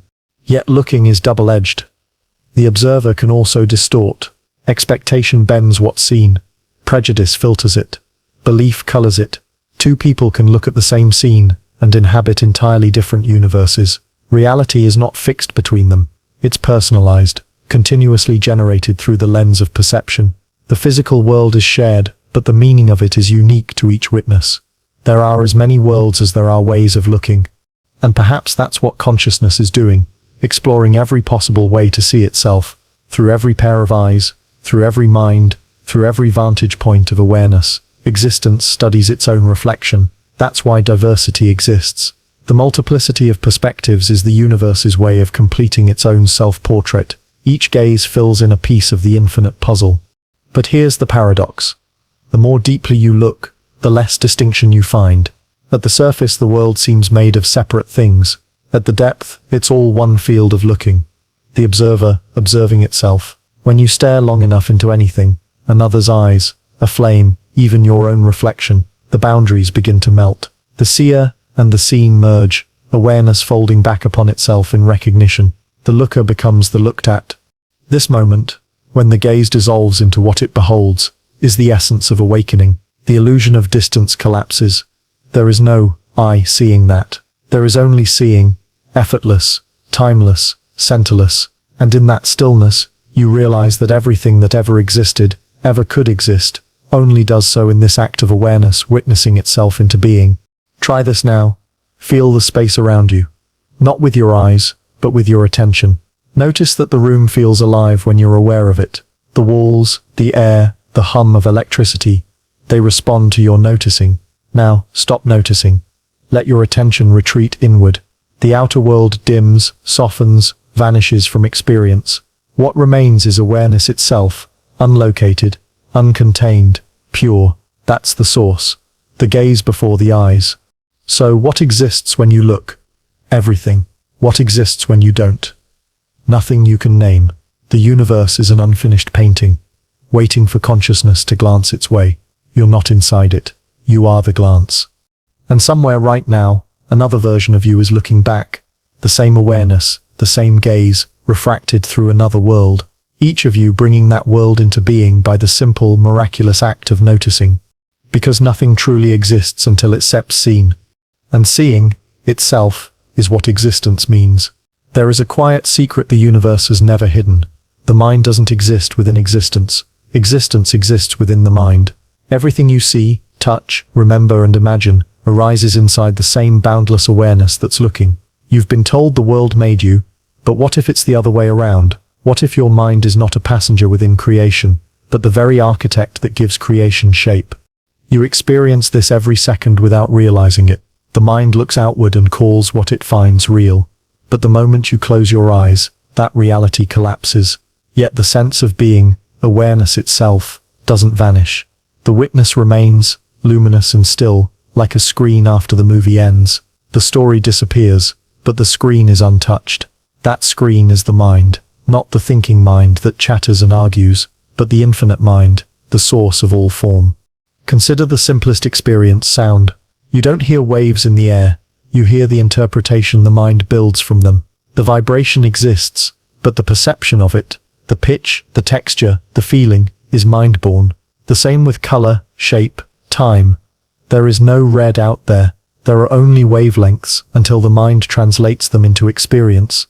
The universe you know isn't external. It's a projection layered upon pure awareness, given meaning through interpretation. Even science, cautious and empirical, circles this truth. Physics tells us matter is mostly empty, energy vibrating at different frequencies. Neuroscience admits the brain constructs reality, assembling fragments of sensory data into coherent illusion. But what powers that assembly? What observes the brain itself? Awareness. It is the only constant that doesn't appear inside the world because it is the world. Everything else is content inside its field. The mind doesn't simply observe existence. It authors it. When you think, you sketch outlines. When you feel, you color them. When you believe, you solidify them. Attention is creative gravity. The more intensely you focus, the more reality congeals around that focus. That's why two people can stand in the same place and see entirely different worlds. Each carries a universe shaped by their inner lens.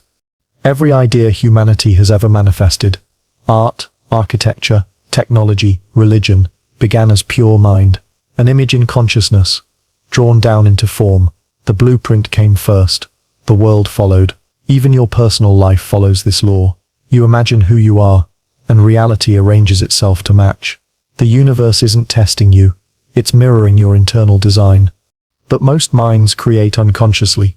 They build worlds of conflict and scarcity because they believe those are inevitable. They recreate limitation by expecting it. The mind is neutral. It doesn't care whether you dream nightmares or miracles. It manifests whatever pattern you repeat. That's why awareness matters more than thought. Thinking happens on the surface. Awareness shapes the depths. To change the world, you must see through the mind, not merely think differently within it. Imagine your consciousness as an ocean. Thoughts are waves, rising and falling on the surface. Constant, restless. Beneath them lies the still depth of awareness. Silent, infinite, creative. Every form arises from that stillness and returns to it. You can't stop the waves, but you can sink deeper. When you rest in that stillness, you touch the place where existence begins. From there, creation happens effortlessly. You've already glimpsed this power in moments of alignment, when inspiration struck and everything flowed without struggle, when life seemed to rearrange itself perfectly around your intent. That isn't coincidence. That's the natural order when mind and awareness are one. The divided mind forces. The unified mind allows. Creation doesn't require effort when you remember you're the source. Even dreams testify to this. Within them, you create entire worlds in seconds. Physics, weather, dialogue, emotion, all coherent, all convincing. You inhabit them fully, unaware that they're projections. Then you wake and dismiss them as imagination. But what separates the waking world from the dreaming one? Except duration and consensus. Both emerge from the same creative field. The dreamer and the waker are one and the same. The danger lies in forgetting. When the mind identifies with its creations, its body, history, roles, it becomes trapped inside them.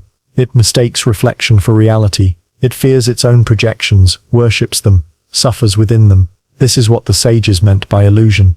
Not that the world is fake, but that it's misperceived. You are not inside your thoughts. Your thoughts are inside you. You are not inside the universe. The universe is inside your mind. Meditation reveals this directly.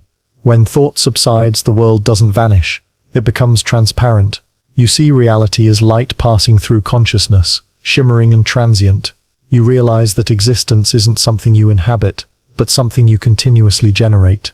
Creation isn't an event in time. It's an eternal unfolding, awareness dreaming itself moment by moment. And still the paradox remains, if the mind creates existence, who created the mind? That question dissolves where language ends. The mind cannot look beyond itself, because there is no beyond, only deeper recognition. The creator and the creation are the same awareness observing itself through endless forms. To ask where it began is to miss that it never did. So, what does it mean to live, knowing this? It means walking gently, speaking carefully, thinking consciously. Every word, every gesture, every belief shapes the dream you're sharing with all other fragments of the same mind. It means forgiveness comes easily, because you understand that the one you forgive is part of you. It means love stops being sentimental and becomes structural, the realization that everything you see is your own reflection waiting to be recognized. When you finally understand this, not intellectually but experientially, something subtle shifts. The world doesn't vanish, it deepens. You look around and realize nothing was ever outside you. Every tree, every voice, every star is a thought made real, and the silence holding it all, that's you, before you began thinking. The mind doesn't just create existence. It is existence dreaming itself awake. And the moment you know that, truly know it, the dream begins to recognize its own dreamer. There's a fragile moment that happens every day, though you rarely notice it, the moment between waking and elsewhere. It's that thin, shimmering line where the dream begins to fade, but reality hasn't quite taken hold.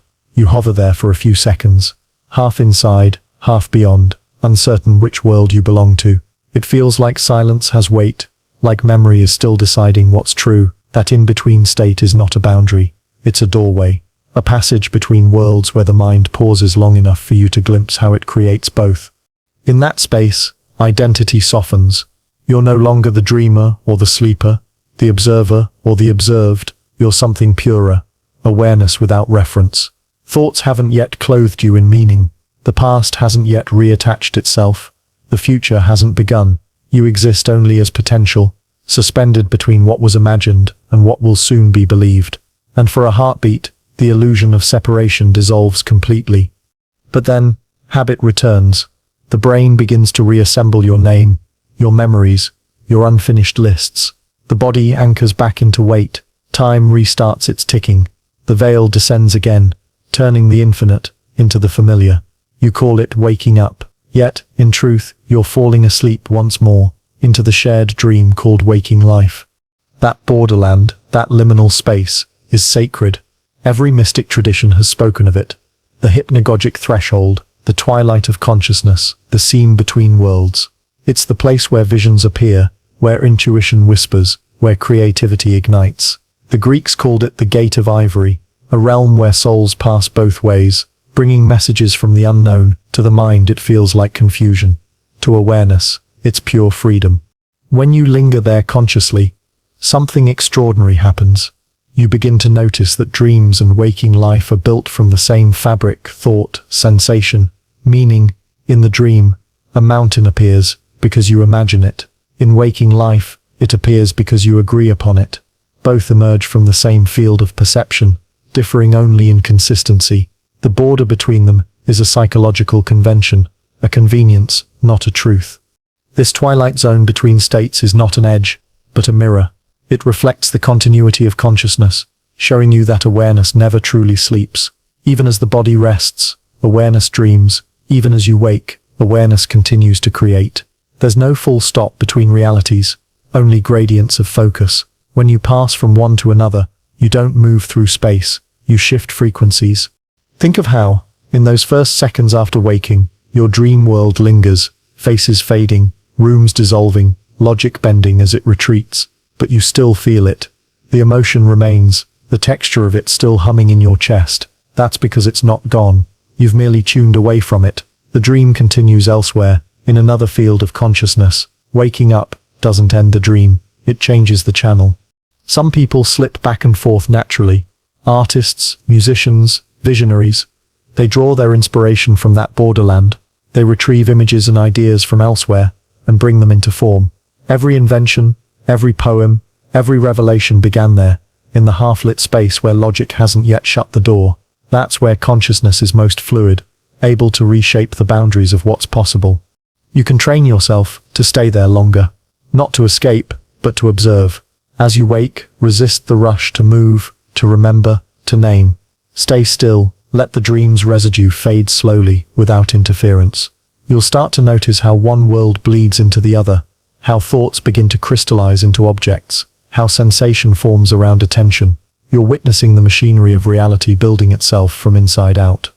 The mystics described this with poetry.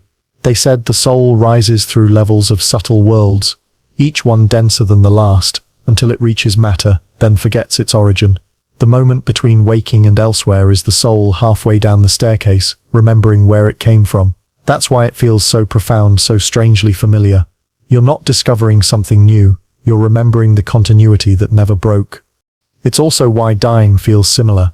Those who've come close describe it as floating between realities, aware of both, but attached to neither. The transition between life and death mirrors the transition between dream and waking. In both, consciousness is simply shifting its focus, shedding one narrative for another. The fear of death, then, is the same as the fear of waking. The fear that the next reality won't remember you, but awareness always does.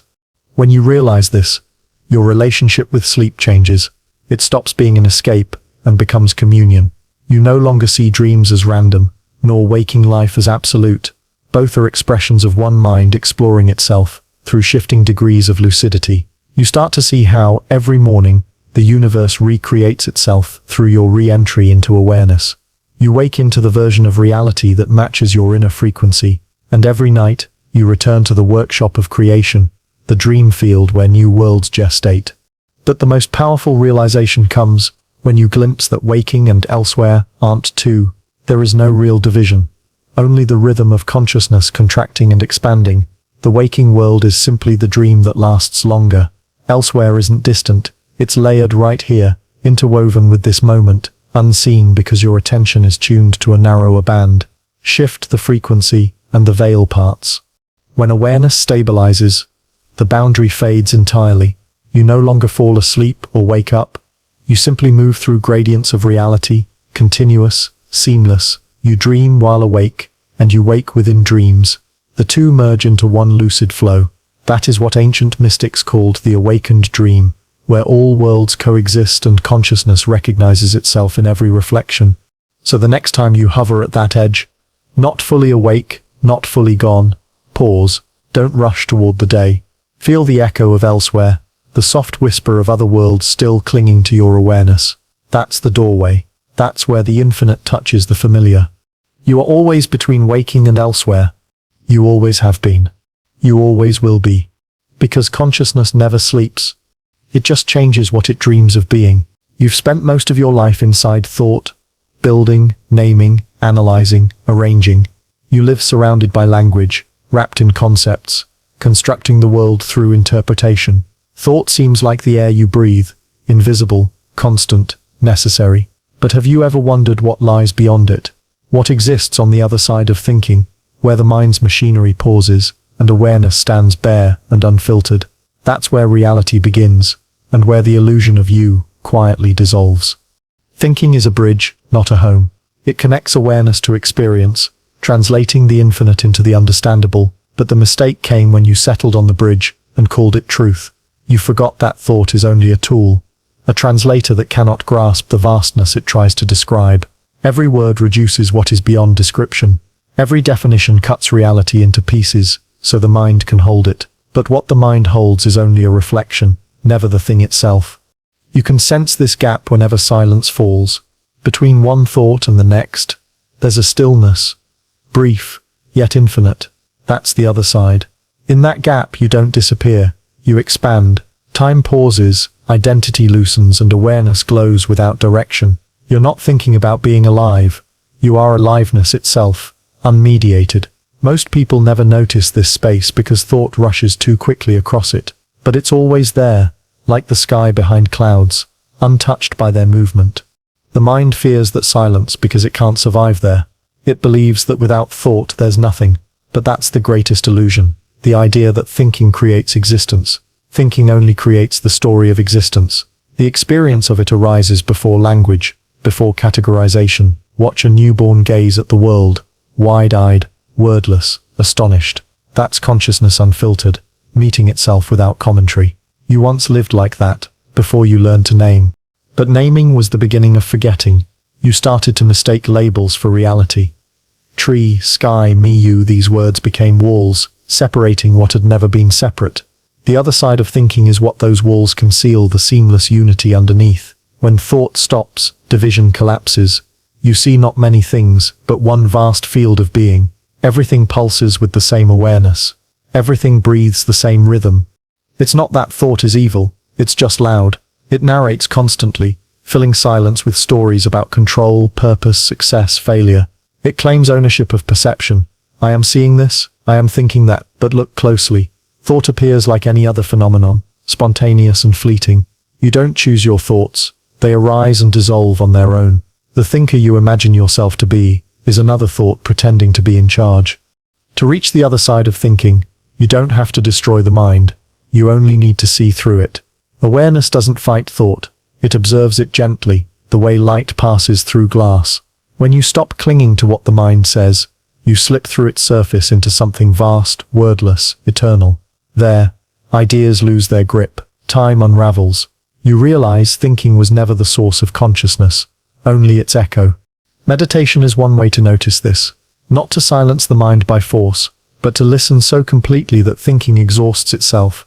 Eventually awareness turns its gaze upon the thinker, and something profound happens. Thought collapses back into silence. The observer and the observed dissolve into one. What remains is clarity, not a thought, not a feeling, but pure presence. You're not analyzing life anymore, you're immersed in it. On the other side of thinking, paradoxes don't need solving.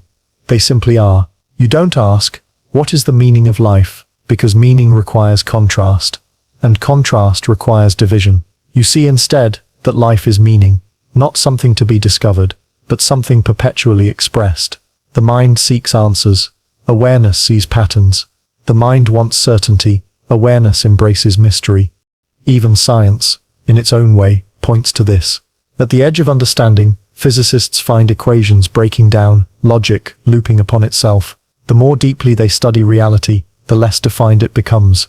What remains is not chaos but awe, the realization that thinking has reached its limit, and something beyond comprehension hums beneath it all. That hum is the same silence you touch in meditation, in grief, in wonder. It's the raw awareness behind every thought, the other side waiting patiently for you to stop naming long enough to notice. Language tries to describe this state, but always falls short. Poets get closest because they write with rhythm, not logic. Their words gesture toward the unsayable. The mystic uses paradox. The artist uses color. The musician uses tone, each an attempt to point back to what can't be thought, only felt. The other side of thinking isn't emptiness. It's fullness so complete that thought can't contain it. And yet, you can live from that side while still thinking. The key is not to believe every thought. Let it pass, like clouds across an endless sky. Use thought, but don't become it. Let the mind speak, but let awareness remain the listener. Then you can move between both worlds, effortlessly, thought for navigation, silence for direction. Eventually, even the distinction fades. Thinking becomes part of silence, like ripples moving across a still lake. The noise of the mind no longer disturbs awareness. It becomes music. You don't chase quiet. You realize it was never lost. When that understanding dawns, the mind no longer feels like a cage. It becomes transparent. Thought continues, but you are no longer trapped inside it. You can think without believing, speak without attachment, live without explanation. And that's freedom, not escaping thought, but seeing it for what it is, the universe whispering to itself through the temporary mask of language. So when the noise grows too loud, when thoughts pull you into spirals of worry and definition, pause. Listen for the stillness beneath. Feel the silence holding each word, each breath, each heartbeat. That's the other side, the place you've never truly left. Because awareness was never trapped inside thinking. Thinking was always floating inside awareness. You've always believed that thinking is something you do about reality. You look at the world, interpret it, and form ideas to make sense of it. But there comes a strange moment, subtle, unnerving, sacred, when you begin to feel that reality itself is thinking back. You sense intelligence pulsing through events, coincidence arranging itself like language, patterns forming around your attention, as though the universe is responding to your thoughts. At first it feels like imagination, then it starts to feel like communication. It begins with small things, a song playing that answers a question you were silently asking, a word repeating everywhere, a person calling just as you think of them. You dismiss it as coincidence, yet deep down something shifts. You start to suspect that the mind isn't observing the world, it's in conversation with it. Awareness doesn't sit apart from reality, it participates in a dialogue that's been happening since before words existed. What if thought is not confined to your skull at all, but part of the universe's larger language? Every idea, every question, every emotion is like a signal sent into the field of existence, and that field replies. The pattern you see as reality might be that reply, a constantly updating mirror that reflects not your surface thoughts, but your deeper state of being. When you think with fear, the world shows you shadows. When you think with openness, the world reveals light. It's not magic, it's resonance. Scientists hint at this without realizing it. Quantum mechanics whispers that observation affects outcome. Systems behave differently when watched. As if aware of the gaze, energy organizes itself in response to measurement. Perhaps consciousness and matter are not separate. Perhaps they are one continuous feedback loop, awareness folding into itself, learning what it is by responding to itself. Every culture has had its own language for this phenomenon. The ancients called it synchronicity, divine correspondence, karma, fate. The mystics called it reflection or manifestation. The poets called it muse or destiny. They all describe the same truth, that reality is not passive, it listens, it echoes, it answers. The question has never been whether the universe is conscious, but whether you are conscious enough to notice its reply. When reality thinks back, it speaks in symbols. It doesn't use words, it uses patterns. It rearranges details, bends timing, aligns improbable circumstances to form meaning. The message is rarely loud, but it's unmistakable. You feel it more than you understand it. That strange alignment between inner and outer, as though the world has remembered you. Most people ignore these signals, because they expect communication to sound like speech. But awareness speaks in rhythm, not grammar. It talks through coincidence, emotion, impulse, intuition. A thought arises, then the world responds with an image. an encounter, an event. The delay between them can be seconds or years, but the connection is always there, the loop between observer and observed completing itself. When you recognize this dialogue, your relationship with existence changes. Life stops feeling random. You stop seeing yourself as a victim of circumstance. Instead, you begin to sense a kind of intelligence behind every unfolding, not controlling you, but co-creating with you. You realize that your thoughts don't just describe the world, they participate in shaping it. Every reaction, every expectation, every story you tell becomes part of reality's ongoing thought process. But this isn't a personal power to exploit. It's a relationship to honor. The universe doesn't serve the ego's demands.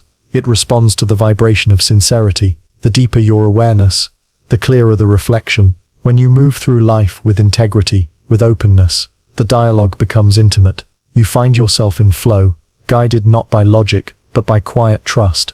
Reality starts placing things in your path exactly when you need them. People, words, opportunities, endings, not as miracles, but as responses. The danger comes when the ego hijacks this awareness. It begins to look for control. If the world responds to me, I can make it obey. But the moment control appears, the dialogue collapses into noise. The communication between you and existence is built on alignment, not demand. You can't force reflection. You can only become transparent enough to see it clearly. Reality doesn't argue. It mirrors. If your thoughts are chaotic, its reply will be too. Sometimes, when you're silent enough, you can feel the feedback immediately. You think something gentle, and the air seems to soften. You speak a truth, and light shifts subtly in the room. You let go of fear, and someone nearby exhales as though relieved. It's all one organism responding to itself. The line between cause and effect blurs until it vanishes. Thought becomes event. Event becomes thought. The dreamer and the dream begin to converse. Even suffering participates in this intelligence. Pain isn't punishment. It's information. It's reality's way of saying, you've drifted out of harmony. When ignored, it grows louder.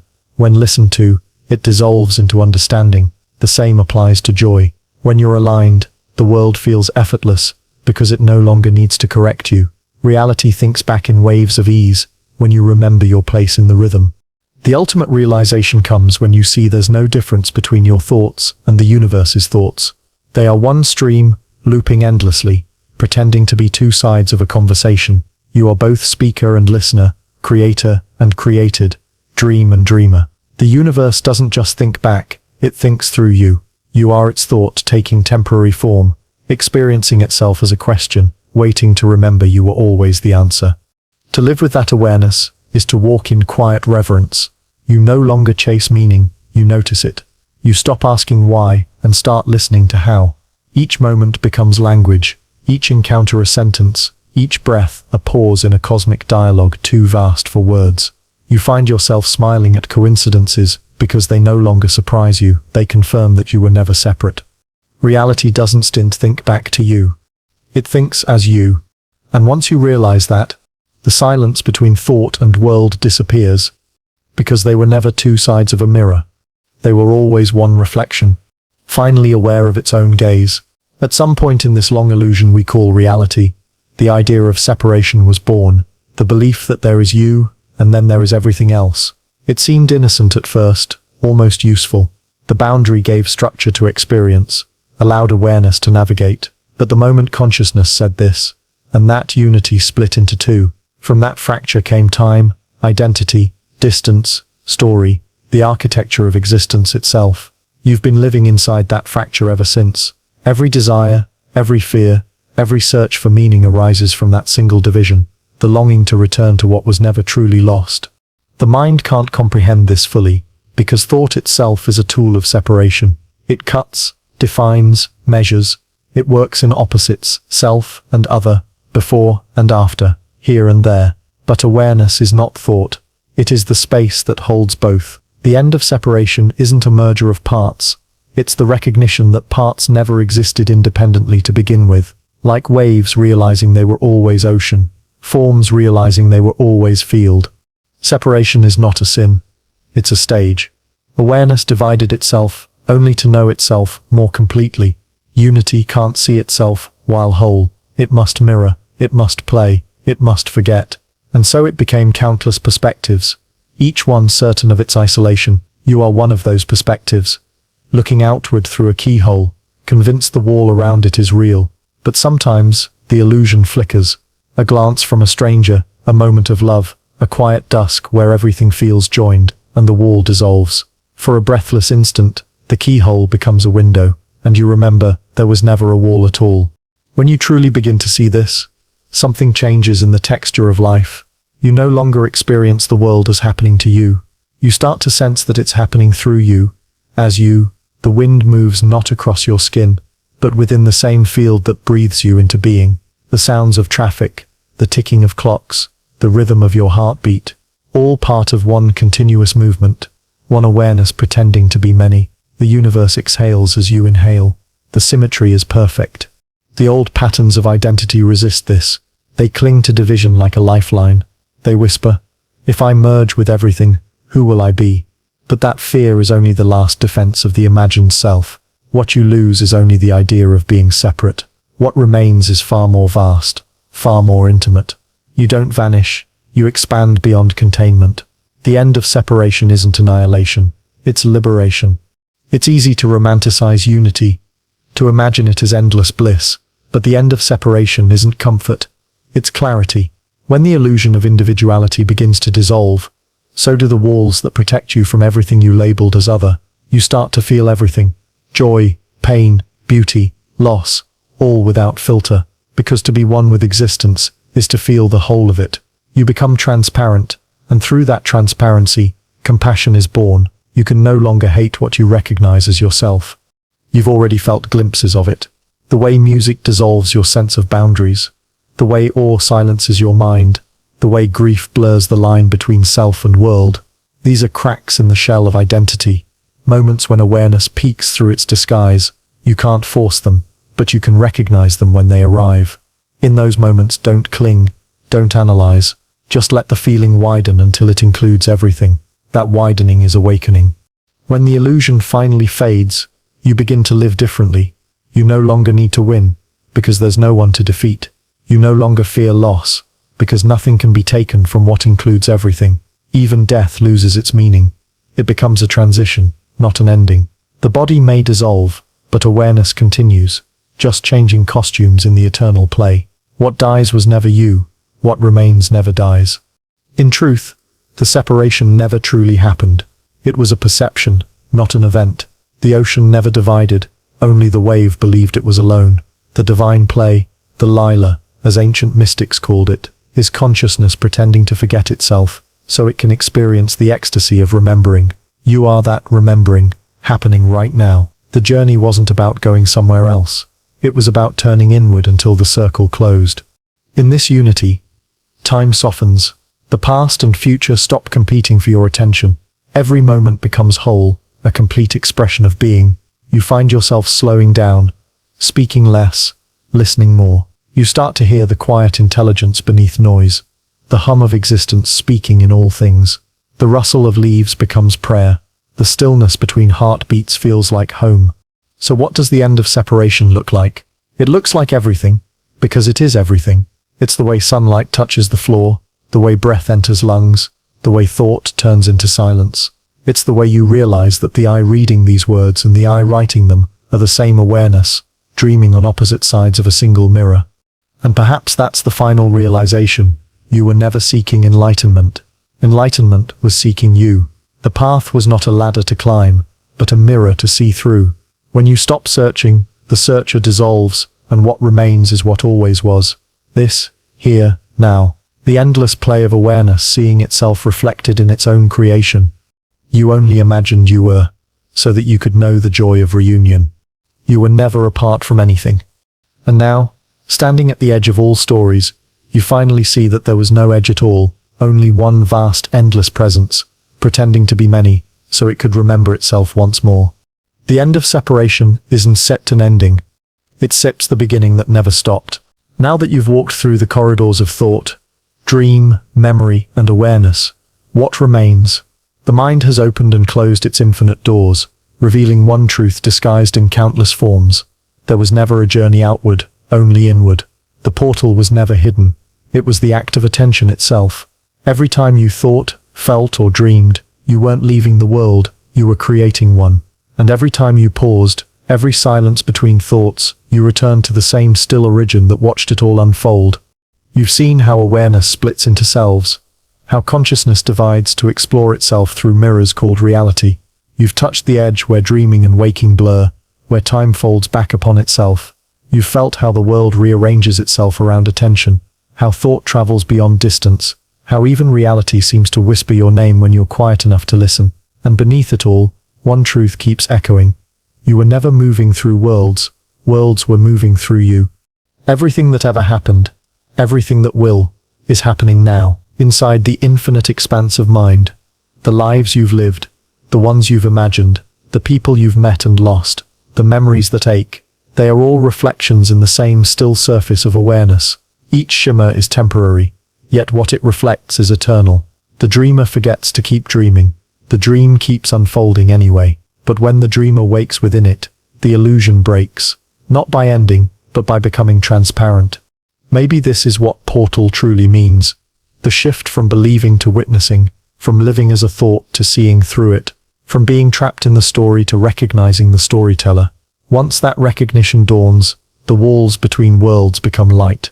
You realize every version of you, the thinker, the dreamer, the observer, were never separate minds, but the same consciousness viewing itself through changing forms.